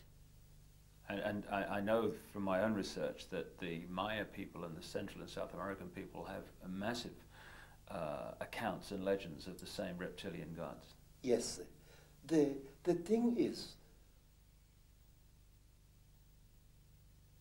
if you read the ancient stories of our people or you listen to them spoken by the storytellers, you find that we human beings are somehow programmed to alter the world in which we live and render it uninhabitable to ourselves. We are told, say, by the griots of Nigeria, by the griots of the Dogon people, that at one time, a few thousand years ago almost, the entire Sahara Desert was not a desert at all. In fact, photographs have been taken of the certain parts of the Sahara from high up, which show ancient irrigation systems where there is now wind-blown desert. Questions, are we being used as instruments for the destruction of our own species? I say yes. The wealthier a person is, the more like a Chitauri he or she behaves. Some wealthy people even go to the extent of throwing away their old spouses and acquiring new ones, exactly as King Samahongo of the Chitauri does. He kills and eats all his wives when they can no longer make love to him properly, and he acquires new ones. He killed and ate 36 of his wives over a long reign, and only one wife was cunning enough to keep out of his clutches. You see millionaires divorcing their wives and acquiring new wives. And the Chitauri, unlike traditional Africans, believe that a female is inferior to the male. And so do the wealthy people who who acquire great wealth in this world, they tend to look down upon women and even to abuse them. Well, let's connect this into the present day. And one thing that is a constant reoccurring theme is the reptilians or an extraterrestrial race interbreeding with humanity and creating particular bloodlines. And you've got an amazing artifact, I guess that's the word, necklace here, which I know is incredibly heavy, which has a very significant contribution to make to this theme of extraterrestrials or another race, not human, interbreeding with humanity. Now, first of all, where did this come from? So, we don't know. This necklace has been around for so long that we don't exactly know from which tribe it came. All I can tell you is that this necklace was in existence when the king who founded the Zulu nation, Zulu, was still a boy. It is described in ancient legends centering around this king. It is called Inweba Yezimfihlo, the necklace of the mysteries. It is really a book which tells 12 different stories. And how old do you think it is? How old do you know it is, first of all? I don't know, sir. All I do know is that... Hundreds of years? Or? Yes, yes, very old. But it's not as old as the green face that I've just shown you. Oh, the Chitauri. The Chitauri face is said to be over 7,000 years old, this thing here. Now, this necklace enshrines several mysteries in it. Inside here are stones which are not from this earth. It is a very amazing story. There are 3 pebbles in here which stories say were brought to this earth by an alien baby which played with a human baby in the northern Transvaal. This... First of all, that looks so much, well, it obviously looks very much like a spacecraft, like a flying saucer. Yes. This half-molten object here used to be a serpent-like necklace worn by a Mashona chief. He went to investigate something which had landed in the bush and which was killing his people. And he went with his battle axe to attack this object. And the object blew a jet of very terrible fire at the chief. And he became just smoke. And this was all that was left of him. Now, this necklace enshrines one of the oldest and the greatest mysteries in our country, that the god beings which we call by the name Chitauri and which are called Zishwezi or Imanugela in the languages of other tribes throughout Africa. These gods came down to the earth in great vessels made out of gold, and they united with female human beings to create a race of kings and queens on our earth. There isn't a tribe, Mr. Ike, anywhere in Africa, And when you return to South Africa, I will ask you to investigate this very closely. There isn't a tribe anywhere in Southern, Central, Western, and Eastern Africa which doesn't claim that kingship was a system that was brought down from the sky by gods who either traveled in swings, as the pygmies of Zaire say, or who came down in huge vessels which were shaped like bows, vessels made of gold, vessels bigger than mountains. I wish to share these things with you, sir, as briefly as I can. The Zulu people believed that they originated from space, and their name Zulu does not mean sky, but rather interplanetary space. And the word Zulu also has to do with traveling.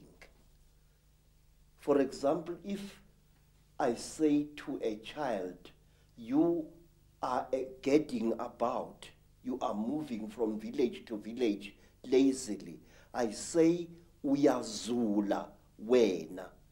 Now the word Zula, which is used to refer to Zulus, sometimes contemptuously, in Zula, means really a traveler, a voyager, somebody moving from place to place. Where? In the Izulu. Now I ask you, how did a land-bound people like the Zulus know that you could travel in space? Uyazula ezulwini. You can travel in the great place of traveling. For that matter, Zulu people knew that the earth was a sphere and that it was the sun that was still in space and the various planets orbited around it. I will show you on the other necklace of knowledge.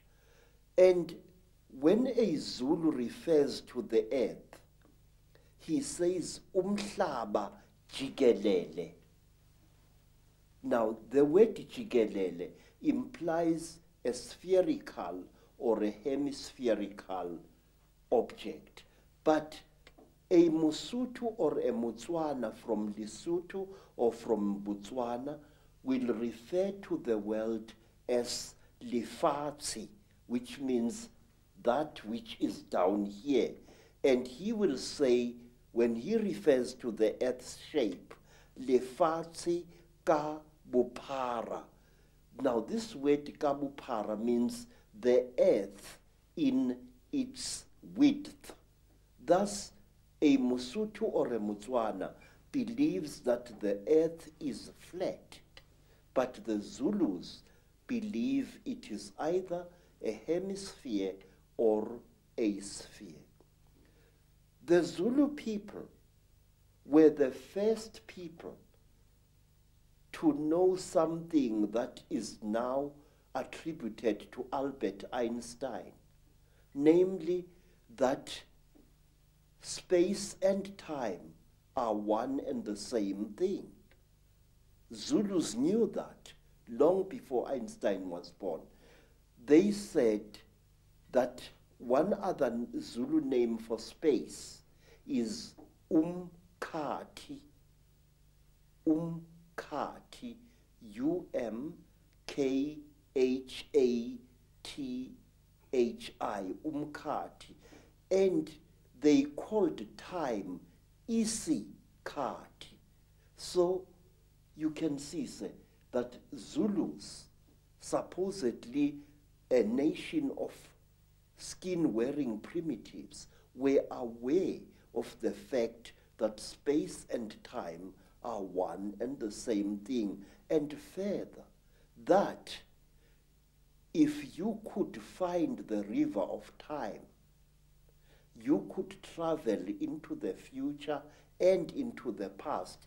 And many are the ancient legends which are told in Zululand of a man who traveled through time and accidentally killed a young boy who turned out to be himself in the past, and so he no longer existed anymore.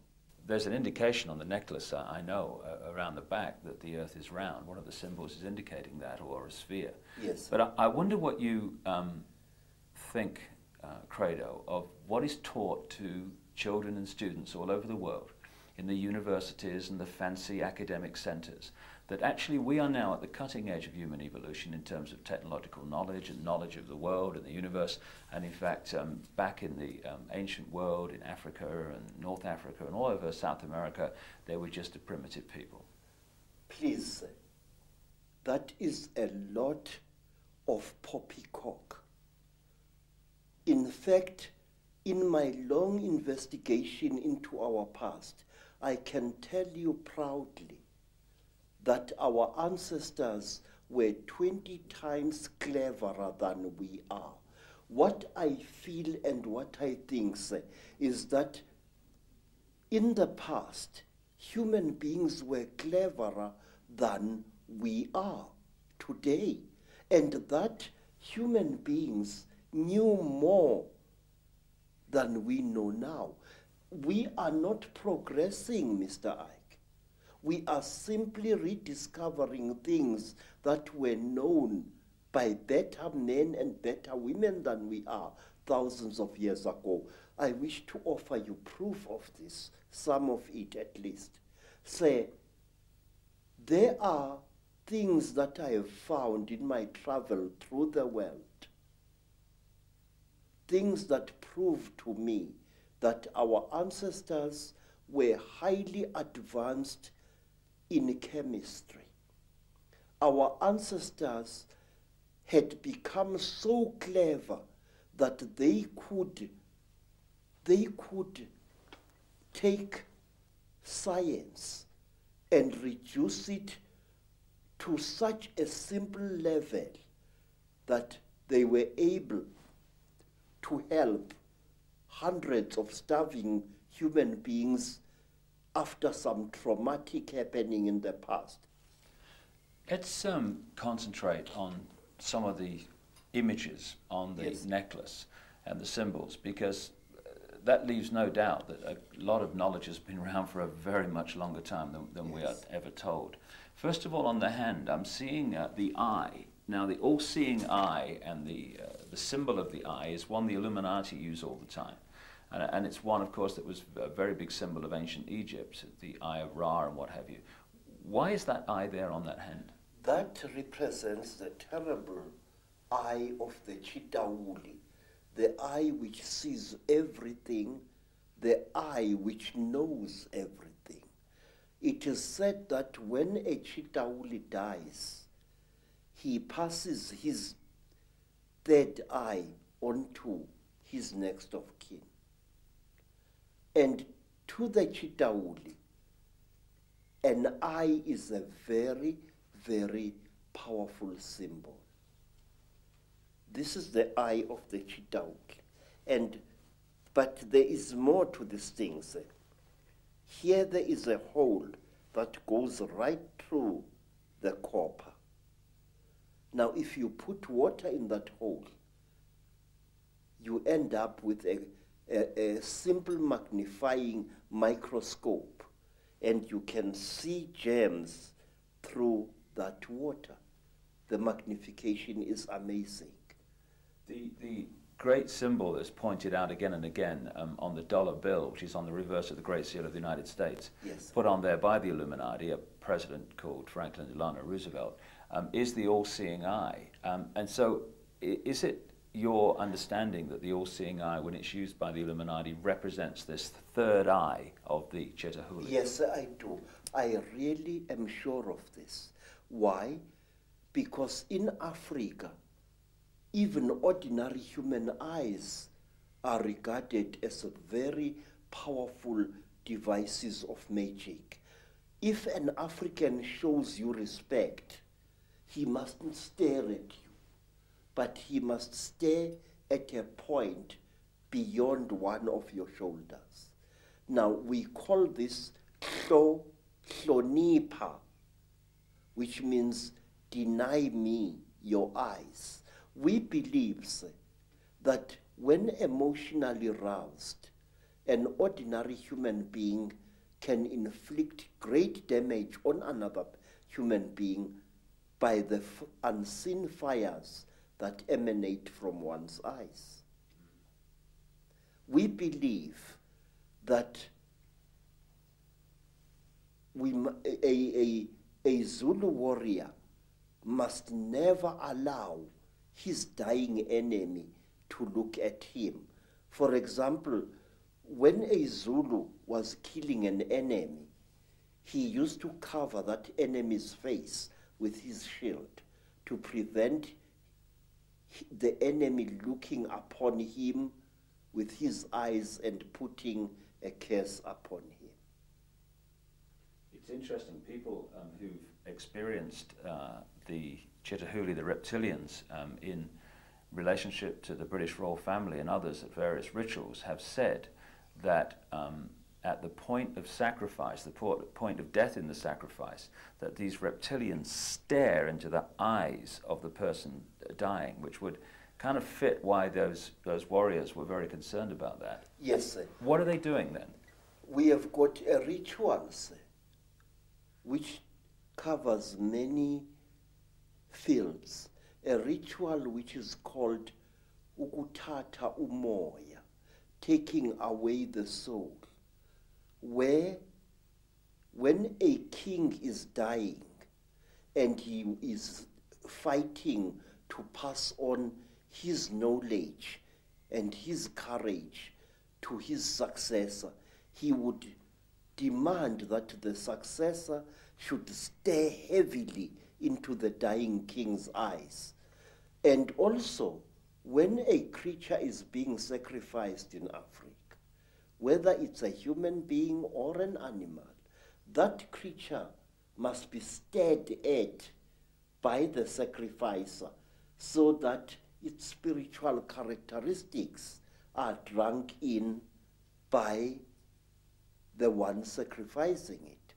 Okay. I have seen many times on hunting expeditions in Kenya, Tanzania, and other parts of Africa, when a lion is just about to breathe its last,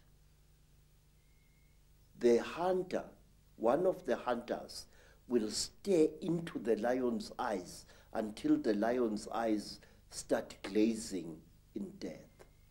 It is drinking in the soul. We believe that the eyes are not just for seeing, that they are for taking as well. Now, on the hand here is what looks like the symbol of the constellation of Orion. What's the significance of that? Say, people throughout Africa believe that the original human beings either came from Orion or the gods for whom read the Chitauli and many other alien nasties actually come from that constellation. We call it the constellation of Umhambi, the one who travels very, very far away. And we call this constellation also the constellation of Matsieng, the giant who was sent by God to this earth to create the first human beings. Matsieng was accompanied by a male lion with a very black mane, and he was also accompanied by his dog. And he traveled throughout the world. He first created the first race of human beings, and they were so stupid in appearance that he buried them alive in a cave, and then he created the next race of human beings, which was clever, and we are the descendants of that race. Also on the hand is what we would call today the Star of David, which of course is not actually a Jewish symbol. It started being used quite relatively recently in that sense, but it's actually a symbol that's been found all over the ancient world. What's the significance of that being on the hand? There are several interpretations of this very powerful magical symbol. We say that there are actually two universes living side by side. A female universe, which is our universe, and a male universe. And to Sanusis, these two triangles, a triangle facing downwards represents the descending female principle, and a triangle going upwards represents the rising male principle. It is a symbol of the unity of the feminine and the masculine. It is in fact the symbol, a very important symbol of duality. Is this the kind of shape of spacecraft, etc., or flying craft that the beings from other planets were supposed to have flown in, or not? No. This, you see, sir, there are various shapes. There are spacecrafts which are shaped like boomerangs or bows. These are very, very, very big. Then there are spacecraft which are shaped like pipes, like huge pipes roughly pointed at either end. And out of those huge pipes come these little things here. Yeah. They are carried inside these huge pipes. Gotcha. Yes, sir. Now, we could talk about this fella.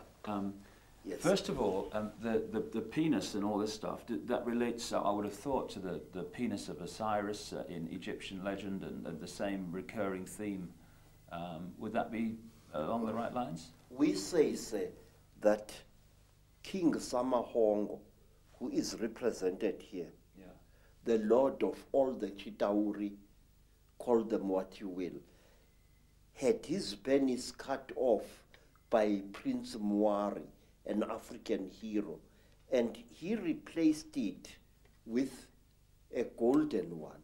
Originally, we are told this thing was made of gold.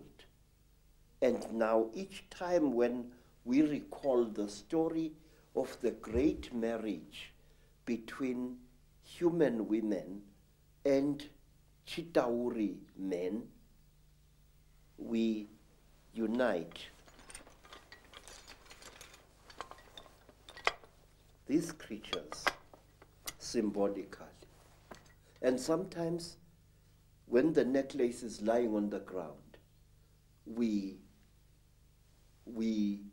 make a bed out of animal skin for these two figures, and then we lay them side by side and cover them with a small skin. So why are the depictions of the gods, if they were reptilian, why are they not constantly reptilian? Why are they symbolized in other forms? Because it is very, very, very forbidden to portray a Chitauli as it really is. Only in that large green head do we see a Chitauli represented more or less as it is. So this was dictated by the Chitauli from the start, was it? Yes. All along? It was. You are not allowed to represent the sons of the python as they really are. Then you are really in trouble. If you want to talk about the Chitauli, you must either play with shadows, you must place an image of a chitauli against a light and project its shadow onto the wall. So you've got a fish, I know, on the necklace as well, and fish are scaled. Is this anything to do with the symbolic representation of the Chitahuli in a way that they couldn't do it openly? Yes, there is a particular Chitauli who is called Wowane by our people. Wowane was one of the few good Chitauli, because there are also some good people amongst them. Mm-hmm. And Wowane had a brother called Mpangu. According to one of the great stories, there erupted a terrible war on the red world where human beings had originally been created. And this war was between men and women. Yes. And in this world, men and women nearly decimated each other. But they were rescued by the Earth Mother, who sent a great Nkanyamba, that is a great dragon, to come out of the sky to take them into its stomach and to bring them down to, not to our earth, to a beautiful watery world near the star of the red dog, Injebomvu, which the white people call Sirius, the star of anger. There, human beings were settled, but human beings started eating creatures which they found in the sea, which they thought were fishes, but which were really human beings. Human beings, we are told, started eating the Chitauli who lived in the sea, according to one story. And the Chitauli fought back against human beings. They attacked them with tornadoes. They attacked them with tidal waves, and the human race was nearly wiped out. And then two brothers, two Chitauli youths, Mpangu and Wowane, took pity upon the human race. And they went into the sky and looked for a great egg. And they hollowed out this egg, emptied its contents out, and brought the egg to that world and loaded the surviving human beings and brought them to our world here. We say that Wowane gave us the power of kingship. He brought it out of the sky. And if you notice, in many parts of Africa, ancient kings used to wear a wooden helmet with golden horns. It was true in West Africa, and it was true also in Southern Africa in the great Munumutapa Empire. This is the horns representing the Chitahuli. Yes, the power of the Chitauli. Because to a Chitauli, horns are not just for goring other Chitauli as oxen gore each other. No, horns are a symbol of status, and through its horns, a Chitauli is able to communicate with human beings far across the face of the earth. So the horns were like antennae then? Yes, they were instruments of projecting power. In fact, it is said by storytellers that King Samahongo punishes those Chitauli who show mercy to human beings by pointing at them so that both their horns fall off their heads. And the Chitauri is therefore unable to direct human affairs through his or her horns. It's also interesting that the descriptions of the Chitahuli with the horns and sometimes the tail and stuff, it's very, very close to how Christians and those sort of stories have depicted the devil. Yes, and one thing that interests me is this, that depictions of the devil have subtly changed over the centuries. But there is a difference now. First, originally, the devil was depicted as a hook-nosed creature, like a caricature of a North African Moor. That was at the time when the Europeans were fighting the Moors as well as the Arabs during the Crusades. Many depictions of the devil then show the devil as having a hooked nose. And then later, somewhere in the 19th century early, the devil was depicted as an African with a snub nose, thick lips, and very dark skin. But what amazes me is that now, more than ever before, the devil is represented as a Chitauli. What concerns me, sir, is this, that these alien creatures are now about to reveal themselves, and they are making us aware of how they look like. If you look, for example, at bioscope films which were made in the 1950s, the 30s, and so on, depictions of space aliens of that time are ridiculous, very laughable, but not anymore, sir.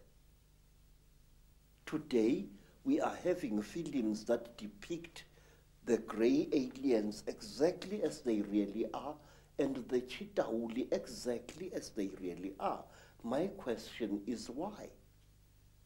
Are we being prepared for a major event? And let me share this with you. The group of American people who came to visit me a week or so ago and who left a rather unveiled threat about me shutting up or else my wife will die, who warned me about a certain creature called Eleazar or Melchizedek, that this creature is watching me. These people said this, that on Lake Titicaca there is a hidden beam of light coming from the sky onto the surface of that South American lake, and that on the 9th of September 1999, something very interesting is going to happen at Titicaca. Now, I'm interested to know what this is. Well, I know from my own travels to that area that there are endless sightings of craft and beings in that area. I've been there twice myself, and I do think, from my own research, Credo, that we are being prepared for these beings to openly be seen. And being prepared this way, sir, when we do see the nasties, we are not going to react to them with the fear that we would otherwise have reacted. Mm-hmm. Because now what game is someone playing? I think, sir, that they are playing the game that whoever they are, that we should accept these beings and welcome them with open arms, mm-hmm. and make them our masters. Yet again. You see, sir, there has been a steady build-up in books, in children's comics, and in other things of the fact that we must accept these creatures. It started with the film E.T., where a cute little alien creature got lost on Earth and fought hard to be accepted by human beings. I think the same thing is on the cards here. The question is why? One other thing I would just like to raise before we move into the bloodlines and their connection to the Illuminati is one thing that keeps coming up in my work is that some of these Chitahuli, these reptilians, at a high level of their hierarchy are actually white. Have you come across that? Yes. They are not white like white people. If you take white cardboard and you soak it in dirty water, that is the color you will get. That is the color of the Chitahuli. And wait, sir, let us think carefully about this. According to African storytellers, the Chitahuli have got cold blood. They feel cold very quickly. And where they dwell under the earth, where the great sun god banished them, they dwell there surrounded by great fires because their blood is cold. They freeze eternally. And so if you come across them in their caves, there are many, many cooking fires lit there. That's interesting, with the symbolism of the devil being in the fires of hell. Yes, sir. Yes, sir. And there is another thing. The Chitahuli, their eyes, terrible as they are so efficient that if a Chitahuli appears suddenly into the hot African sunlight, two things happen to him. His skin dries and blisters, and he goes totally blind. In fact, sir, there have been a strange race of aliens which have been seen in Africa, even by white people, which I think are actually Chitahuli. When you run and the thing chases you, it stops immediately when a car's headlights hit it and it becomes blind. Another thing, sir, we are told amongst our people that a Sangoma must always have a bogo. This is a sharpened wooden stick which he or she must carry at night.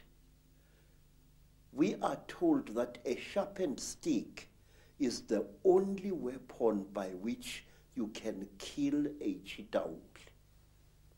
Well, of course, again and again as you speak, what comes to mind is the story of Dracula. Count Dracula, the stake in the heart, the blood drinker, the blood drinking, which is precisely what this Chitahuli and their crossbreed seem to be into. But it is not just any wood that you must use against a Chitahuli. We believe that Rhodesian teak, a wood which has got a strange bitter taste, is the one type of wood that is poisonous to the Chitahuli. And down there, you see a long stick that I am carving in preparation for the year 2000. I might not be alive to see the year 2012. But this sticks, which I've been working upon for the last 5 years, is going to be the one stick which my successor will carry, and it will end in a sharp point. This wood, rhodesian teak, is the wood that we say can actually kill a chitauli. And where the chitauli are found, you find rhodesian teak or any other teak trees either being felled in large quantities or being pushed over by elephants. May I point out to you, sir, that many of the trees that are being destroyed in the Amazon jungle and in the Southeastern Asian jungles, as well as in the African jungles, are teak, the one wood that the chitauli fear. And while on the subject of wood, the only mask that can protect you against the chitauli is a mask made of teak. And in some of the flea markets around Johannesburg, I'm seeing more and more masks carved in Mozambique and in Zimbabwe, representing a chitauli. The eyes are huge, round, with slits through which a person can see, and the lips are non-existent, and so is the nose. I've seen hundreds of such masks being sold by curio sellers in the streets. One of the other things that comes up in terms of the way they look is the domed head. Now, I was in Egypt recently and saw depictions of Nefertiti and the Akhenaten family, and they had big domed heads. Is this a connection? Yes, yes, sir. You see, we human beings tend to imitate those creatures that we call gods. It's going on even now. When African women saw white people, they named them Abelungu, which literally means the gods. And today, in America and in Africa, black women and some black men are going out of their way to give themselves hair which is European and not African in character. Now this thing it dates back thousands of years. First of all, the one race of the Chitauri, the ones that are called Nomo or Nomo by the Dogoni people, are depicted as having beard-like growths of the same type that look like the beards of Egyptian pharaohs. They are shown having, it is said that when a Chitauri gets very old, after tens of thousands of years, he or she develops a bone-like growth under the chin, which twists around like the horn of that kind of fish-like creature I saw in Europe in a picture called a narwhal. And this thing curls up this way. Now, Egyptian pharaohs used to wear beards like that. And some African kings wore beards like that, real beards or even false beards made out of ivory or out of the tusk of a warthog. And there was a time definitely in history when African kings as well as Egyptian pharaohs went out of their way to imitate the appearance of the Chitauri. Queens like Nefertiti had their faces misrepresented by the court painters. They looked exactly like the Chitauli as near as possible. The high cheekbones, the drooping chin, the unusually large head. African sangomas, African inyangas, ancient Egyptian pharaohs, all of them used to wear headdresses that made their heads look much larger than they actually were. If you look, say, at the crown, certain crowns worn by Egyptian kings, the whole head, the crown, is intended to be an extension of the pharaoh's head, to give the pharaoh an appearance of above average intelligence. In Africa, we had kings who favored headdresses made out of the scrotums of elephants or rhinoceroses or even buffaloes. A scrotum which was dried and made bulbous and worn on the head by the king to make his head look larger than it was. And lastly, in ancient Greece, at the time when Greece reached the great heights in its culture and civilization, the great ruler Pericles used to wear a special soldier's helmet with a bulbous skull, a helmet which made his head look much bigger than it really was. Do they still do that today? Are there still African traditions that do that yes, today? Yes, yes, very much so. And in America, some Native American shamans used to wear a special head made out of the head and the horns of a buffalo, which also made the man's head look bigger than it is.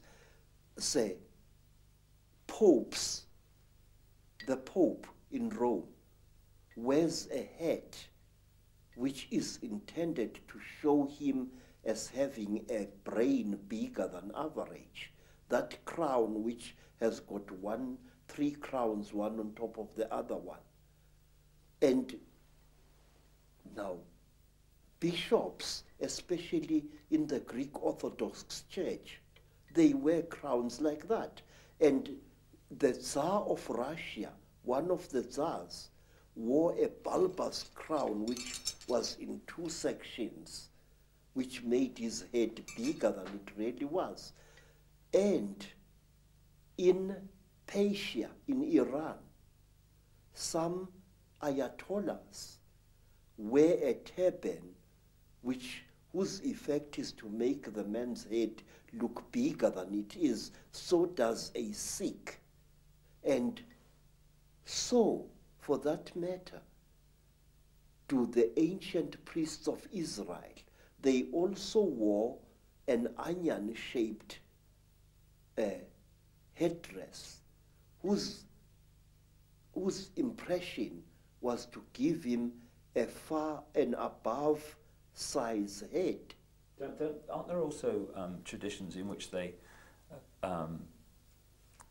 manipulate children's heads as they're growing so that they become more stone-like? Yeah. During my travels in Africa, I came across an amazing people whom you must visit. They are called the Mangbetu people, and they live near Lake Rudolph in Central Africa. They are a beautiful, aristocratic people. And what they don't know about the universe is just not worth knowing. The Mangbetu people believe that an elongated skull with a flattened forehead pleases the gods.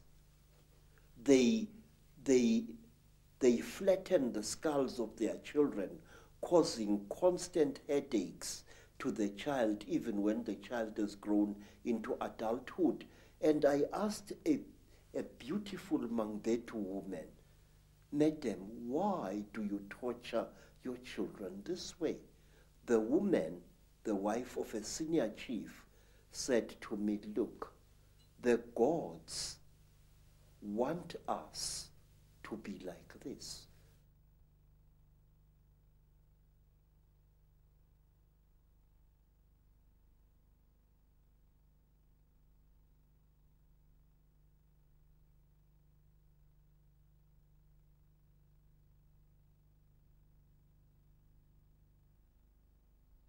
Now, this story that you're telling, Credo, from the African perspective, is it in effect the same story as told in the tens of thousands of clay tablets found in what we now call Iraq, who become known as the Sumerian tablets, that talk about a race of gods called the Anunnaki, who came in and brought knowledge, ruled the people, and interbred with them?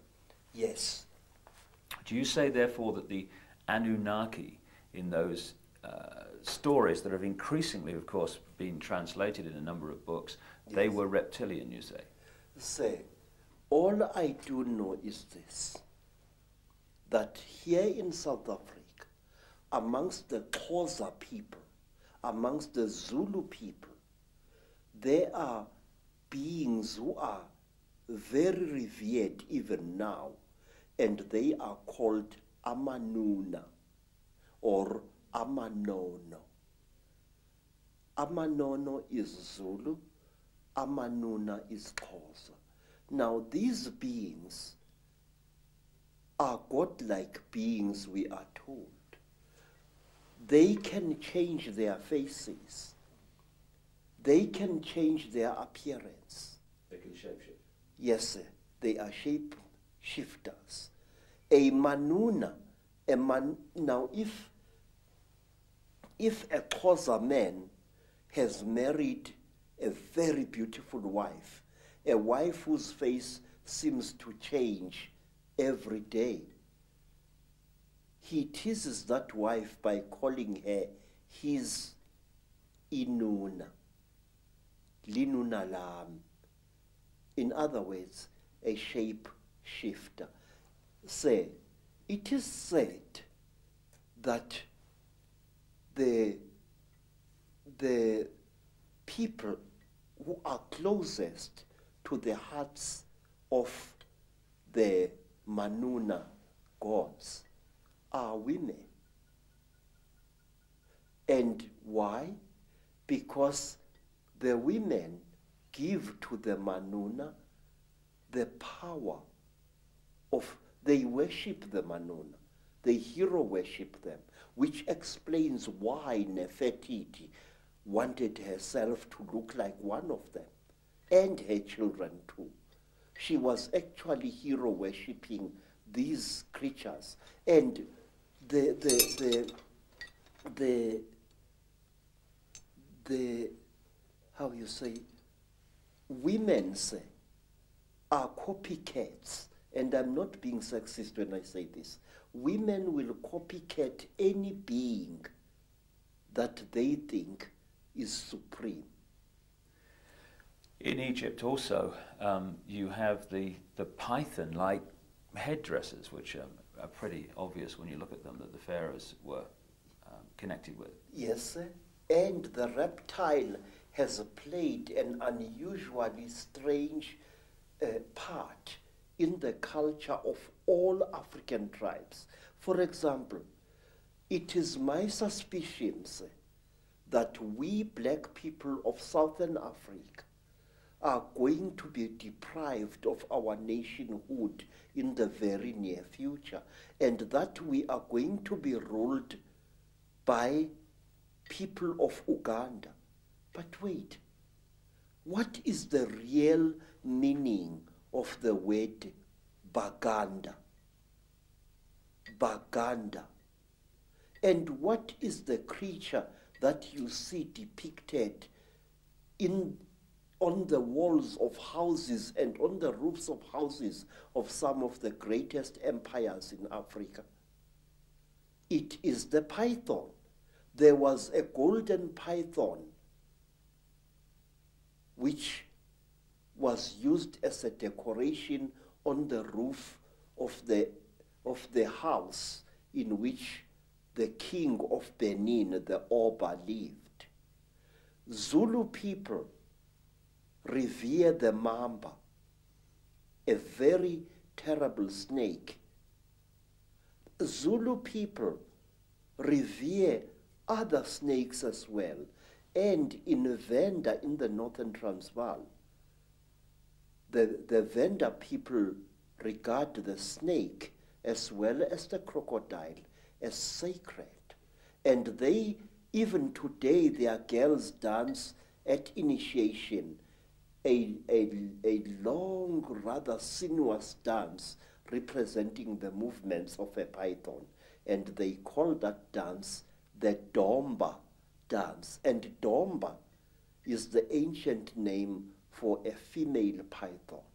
Well, wherever you look, all over the world, whether it's the Maya of Central America, you look at South America, Africa, anywhere, the symbolism of the snake, the crocodile, the representation of the reptilian is there. You go into Europe, and the Illuminati created cathedrals like Notre Dame in Paris. You've got the stately homes of the aristocracy, etc., with the gargoyles, the reptilian figures. It's been in our face, but we just somehow have had a blind spot to see it. We human beings have idolized the reptile since the very supposed birth of our history. Go even further, sir, much further. What was the creature which was honored by the ancient Greeks in their Delphic oracle? The python. What is the creature that stands next to the figures of the goddess Athena? The python. No matter where you look, go to China, where I once went. Who are the principal characters who brought wisdom to humankind?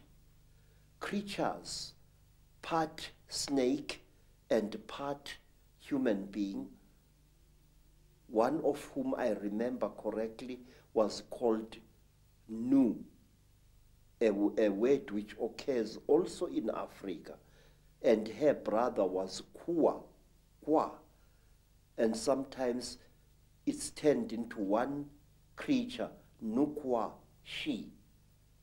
Everywhere, we human beings have sacrificed our dignity as a species and attributed great intellect and great glory to reptiles, tortoises, turtles, lizards, snakes. Why? And even now, our fascination with the reptile and the amphibian has not stopped. In fact, it's growing. The popularity of all those dinosaurs in cartoon as well as in serious form, it makes me uneasy. If we could just pick up this line of bloodlines, which the Sumerian tablets talk about, which you talk about, the interbreeding of humanity, and how the accounts explain that these crossbreeds were put into the positions of royal ruling power, almost as like demigods, middlemen between the gods, the Chitahuli, the reptiles, and the people. Those bloodlines, in my own research, became the European royal families and aristocracy, and today are the ruling, banking, business, and political and royal lines of the world. And the genealogy supports this increasingly. Is there a tradition also that the royal lines of Africa go back to the same source? Please, you don't have to believe me. Go to Rwanda and there talk to the people there. They will tell you that the founding ancestors of their dynasties, the first kings who came from the sky, and they were called Imanugela, the ascending ones. Say, many many African tribes believe that when the gods came down from the sky, they found human beings very, very stupid.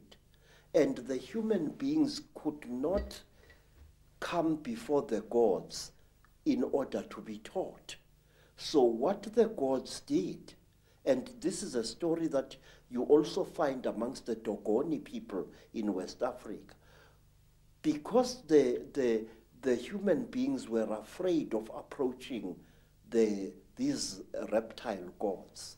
The reptile gods cold-bloodedly slaughtered one of their number and shed out its flesh with a specially gathered crowd of human beings.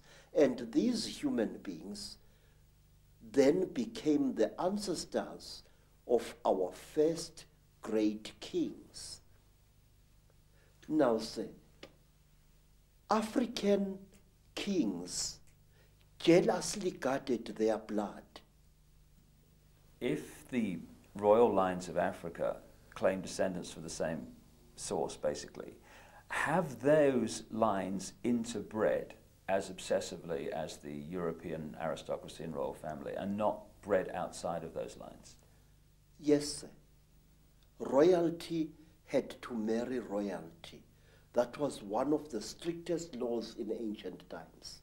Which is obviously where we get the term, the divine right of kings from. It's not actually God, it's actually the gods. Yes, sir, yes, yes. Royalty intermarried with royalty. You were not allowed to take a commoner as your senior wife if you were a king. You could take commoners after your senior wife. Yeah. Once the genetics has been achieved. Yes, sir. Now, another thing, it is like the Sangomas. Very, very strictly speaking, a Sangoma who was sometimes viewed as a king or a queen was not allowed to marry outside her caste or his caste.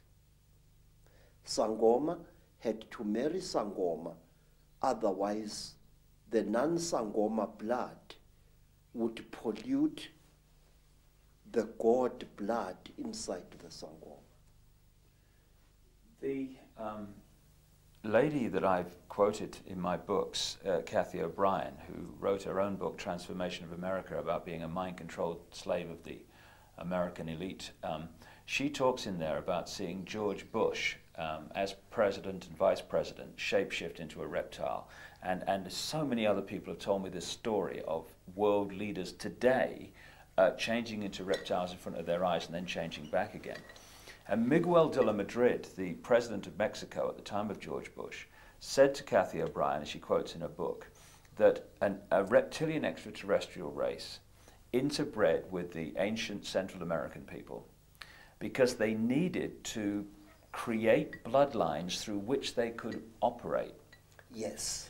And he said that these bloodlines were, in effect, today's world leaders. Does it fit with your knowledge, Credo, that the royal lines of the Chitahuli reptilian human interbreeding that become the demigods and the royal families, etc., that they have gone on in Africa, as well as the rest of the world, to become the ruling lines and the ruling people of these countries? Yes, many of them have. In fact, some of Africa's most terrible warmongers, men who have drenched large areas of Africa in unnecessary blood and suffering, are directly descended from some of our greatest emperors of 600, 500, or even 1,000 years ago. Just as the American presidents are. Say, I would like to tell you about a man called Jonas Savimbi. Jonas Savimbi is a descendant of some of the greatest Angola kings. In fact, the entire land called Angola was a breeding place of kingship in Africa. The word Ngola means a king, and Angola means land of many kings.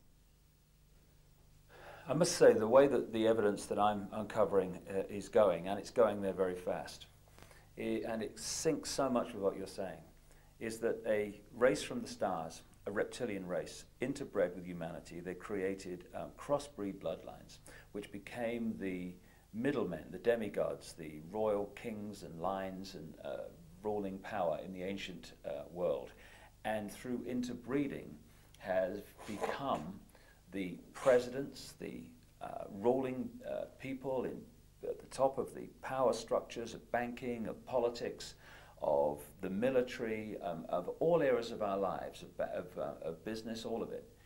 Is that the way that you have seen it yourself? Yes, sir. You know, Mr. Ike, I wish for one moment I could contradict you. But for the last 40 years, I have observed an extremely disconcerting phenomenon in South Africa and in other parts of Africa as well. And this is the phenomenon. You find a rising black leader, a real leader amongst men, a ferocious activist for the rights of his people. This man starts something, whether it's a revolution or whatever, he starts it.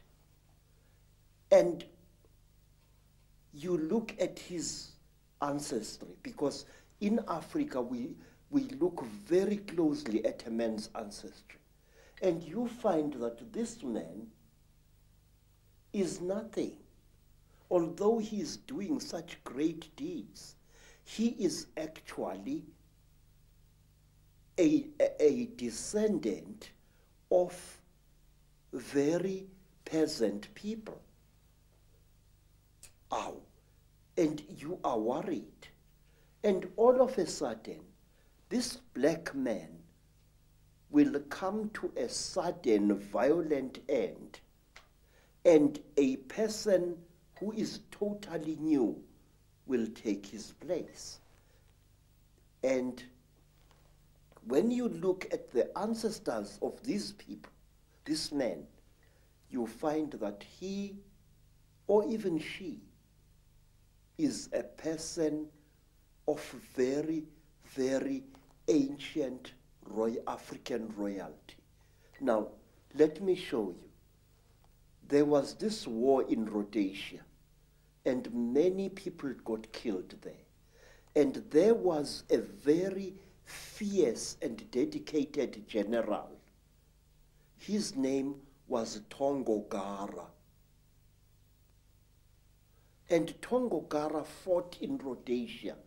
And just when victory was won, Tongogara was killed in a terrific explosion. Somebody put a bomb thing in his car and killed him very badly. But wait, Tongogara had been a descendant of a blacksmith. His surname, Tongo Gara, means powerful hammer. Now, who replaced Tongogara? A man called Robert Mugabe. Now, you can't get more royal than that. Mugabe is descended from ancient Mashona kings, and what is more, he knows it. Always a leader is removed, and when the power really comes, a new leader descended from some faraway monarch or tribal chieftain 2 centuries or 3 centuries ago comes on the scene. Again and again, there seems to be this particular force which elevates its descendants over ordinary human beings. I can give you hundreds of cases of this. Now, say, talk about a tradition of shape shifting. African kings, even now, and even ordinary tribal chieftains, especially in times of crisis, often spread the story through the land that they are able to change shape at will. There was a time when the South African government created the various Bantu homelands, and these homelands were ruled by those tribal chiefs who were agreeable to the apartheid system. Now, some of these chiefs were very unpopular with the people on the ground. And so, to build a charisma around themselves, these chiefs used to tell people that they are capable of changing shape at will. It was spoken about a certain African chief in the Transkei who became one of the first rulers of one of several black homelands there, that one day his enemies were looking for him to assassinate him, and when they broke into his house, they found a huge lion sitting on the floor, and this lion growled at them. And because of that story, because even today word of mouth is a very powerful media of communication in black communities, all enemies of that particular chief left him well alone because they feared his shape-changing powers. Final question on this particular video, Credo, yes, because we've got a lot more to say on others. Why is it that if the Chitahuli are all around us, which I certainly feel they are, and they're operating certain bloodlines, now some people see them shapeshift. That's absolutely without doubt. I mean, so many people I've met all over the world have seen it. Into reptiles and then back again, the George Bushes, the Henry Kissingers, these key people. Why don't most people see it? First of all, sir, I have said to you, Mr. Ike, that we human beings have got a blind spot in our brains. And this is what the Chitahuli and other alien nasty boys are exploiting. Look, sir, if we are a crowd and we are standing on a city street, we will see a man suddenly grow an extra arm. And many, many of us will see that, but will refuse to accept what they have seen. I have seen, sir, people going through severe trauma in train accidents, in car accidents, but they refuse to accept what they went through. I have seen women who have been raped several times, ferociously refusing to admit what they underwent. I've seen it many times. And these alien creatures know our weakness. They know that very often we human beings tend to censor what we see. If you are an educated professor and you see a spook, your educated mind will refuse to accept what it has seen. You will reject it and throw it to the back burner of your brain, and it will stay there. Hundreds of us see very strange things every day, but we refuse to accept what we see. Say, one of the things that a trainee Sangoma has got to learn, it is the ability to see. If I am standing here and looking at that bush over there, and I see something odd there,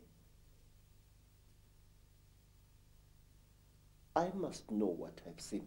But wait, sir, there is something else, something very, very, very, very important, which I and many other thinkers in Africa have found.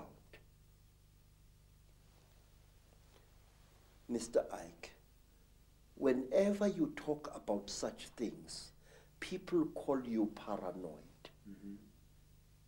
But no, you are really more sane than they really are. Say, there are certain vaccination things that are done to our children which rob them of the ability of seeing spiritual entities. Believe me, I can prove this.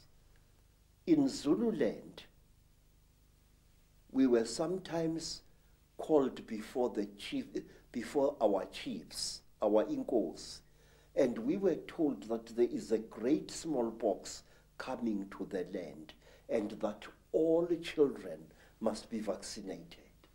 Do you know that my mother's father, my grandfather, used to dodge that?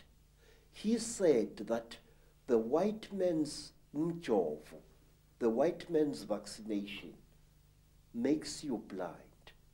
And if you are to look after my cattle, you must not go to the trading store to get your vaccination.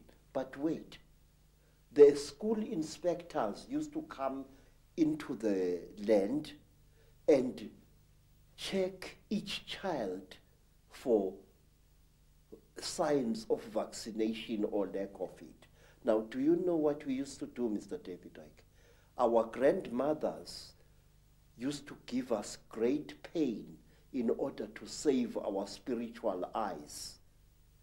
They used to heat grains of maize, and then they would heat this grain of maize, and using a piece of wood as tweezers, place it firmly against the skin of the child. So when the school inspector came, he saw these blisters and assumed that the child had been vaccinated, but in fact it had not. And this was done to us many, many times. And I noticed that school children in mission schools who had been vaccinated for smallpox or for measles could not see spiritual entities at all. A ndondo, that is a flying saucer, a spuputeg, would fly through the sky at great speed and be seen by many men and women. But the child who had been vaccinated would see nothing.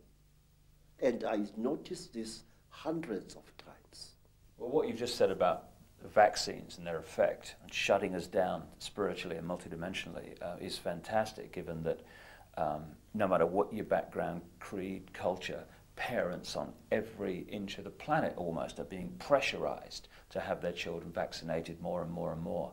And to summarize what you've been saying, and indeed it's so much in line with what I've come to the conclusion about as well, an extraterrestrial race, reptilian race, disconnected us from our true magnificent senses in the long, long ancient world. They've been manipulating us ever since, and the more that time has passed, the less we've realized this is going on. And now we're at a point where we are in a prison without bars, a massive prison, And we don't even know we're in prison. We don't even know the jailers are. Indeed, when the jailers are exposed, people just laugh and ridicule and all that stuff. So we're in an unbelievable situation. And we're in a jail we deny we're in. And there are jailers we deny exist. And we call it freedom. Yes, sir. Yes. You know, Mr. David, one of the reasons why I've joined forces with you is because I have serious reason to believe, and I will repeat these words until somebody shuts my mouth in death. I have serious reason to believe that on this planet, things are coming to a head, and our invisible jailers are going to fight tooth and nail to prevent this. Say, our people say that the blackest night often heralds the brightest dawn. The human being, captive as he is, slave as it is trying to fight back, sir. And this is where the crunch is going to come. I believe that we are not far away from the bloodiest crunch in the world. And I will tell you, my visions tell me that we are going to be struck with the most terrible sword of all, the sword of money, sir. Something is going to be done to money which will bring us all to the level of beggars. And do you know why, sir? Let me tell you. I used to work for big game hunters in Kenya. And one of them was an Italian gentleman. This Italian gentleman was such a powerful hunter, a white hunter. He used to shoot 2 bull elephants a day in Kenya, and he used to celebrate the shooting with a huge bottle. He called it a magnum of wine. I remember him pouring some of the wine onto the heads of the dead elephants. And then one day we went with this man to the land now called Rwanda, which used to be called Rwanda-Urundi. We went up the mountain, and there, accompanied by pygmies, he shot a gorilla, a huge ngangi with silver fur all along its back. And the great beast died so bravely that this Italian hunter started weeping like a woman. He fired us, told us that the job is finished, and he never hunted again. Sir, what I'm trying to tell you is this, that something inside us human beings is beginning to fight back against the Chitauri. Something inside us human beings is beginning to say no. And the Chitauri are going to drag us all right into hell itself in order to restore their power over us. Let me show you. Who would have thought in the 1950s, during the time of the Cold War, when everybody was expecting a bloody Third World War between Stalinist Russia and the Western nations, when British, American, and even Russian nuclear bombs were exploding all over the place, who would have thought that a few decades after that, there would come a time when a group of young men and women, the people of Greenpeace, would sail their ship, the Greenpeace Warrior, into a nuclear zone to prevent the French from testing one more atomic bomb. This tells us that Something inside the human soul is fighting back. 40 years ago, it was once a very glamorous thing to kill animals. Today, a big game hunter like my Italian friend would never dare show himself in some hotels. He would be spat at and he would be beaten up by people because the hero of yesterday, the Bwana Banduki, the gun Bwana of 40 years ago, is today a murderer. Now, things are coming to a crunch. 40 years ago, nobody cared a damn about the environment. People did not even know that there existed such a thing as an environment or a food chain.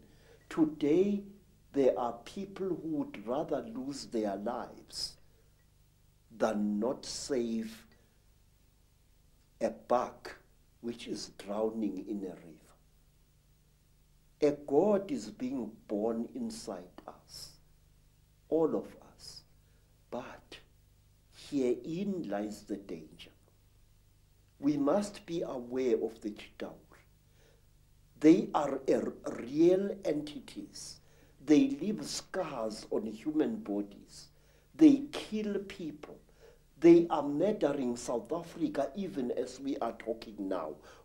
Every word you and I are speaking now is spoken too late, Mr. David Icke. AIDS is rampaging through our communities. And I have found a new disease in Botswana, which nobody is talking about even. It is 20 times more vicious than AIDS. It is called Ebola. Oh my God. And we must please be aware. Let nobody laugh when we talk about conspiracy theories. But there is one thing, sir, that I beg that you and others like you should discard una momento, as they say in South America. Stop calling the conspiracy a theory, sir. Theories do not kill people, Mr. David Icke. Theories do not murder innocent children. Theories do not put multiple murderers of Kabila's stripe into power in countries. Absolutely. Theories are just ideas floating in the air. The conspiracy is real. It is there and it kills. The staggeringly intelligent, the staggeringly wise, and the staggeringly knowledgeable Credo Mutwa. And his knowledge the world needs to know. Not only is Credo a man who has gathered this enormous knowledge together, he's a man with the courage and the foresight and the wisdom to know that the world needs to hear this, even though most of the world, particularly those who run the world, don't want anyone to hear this.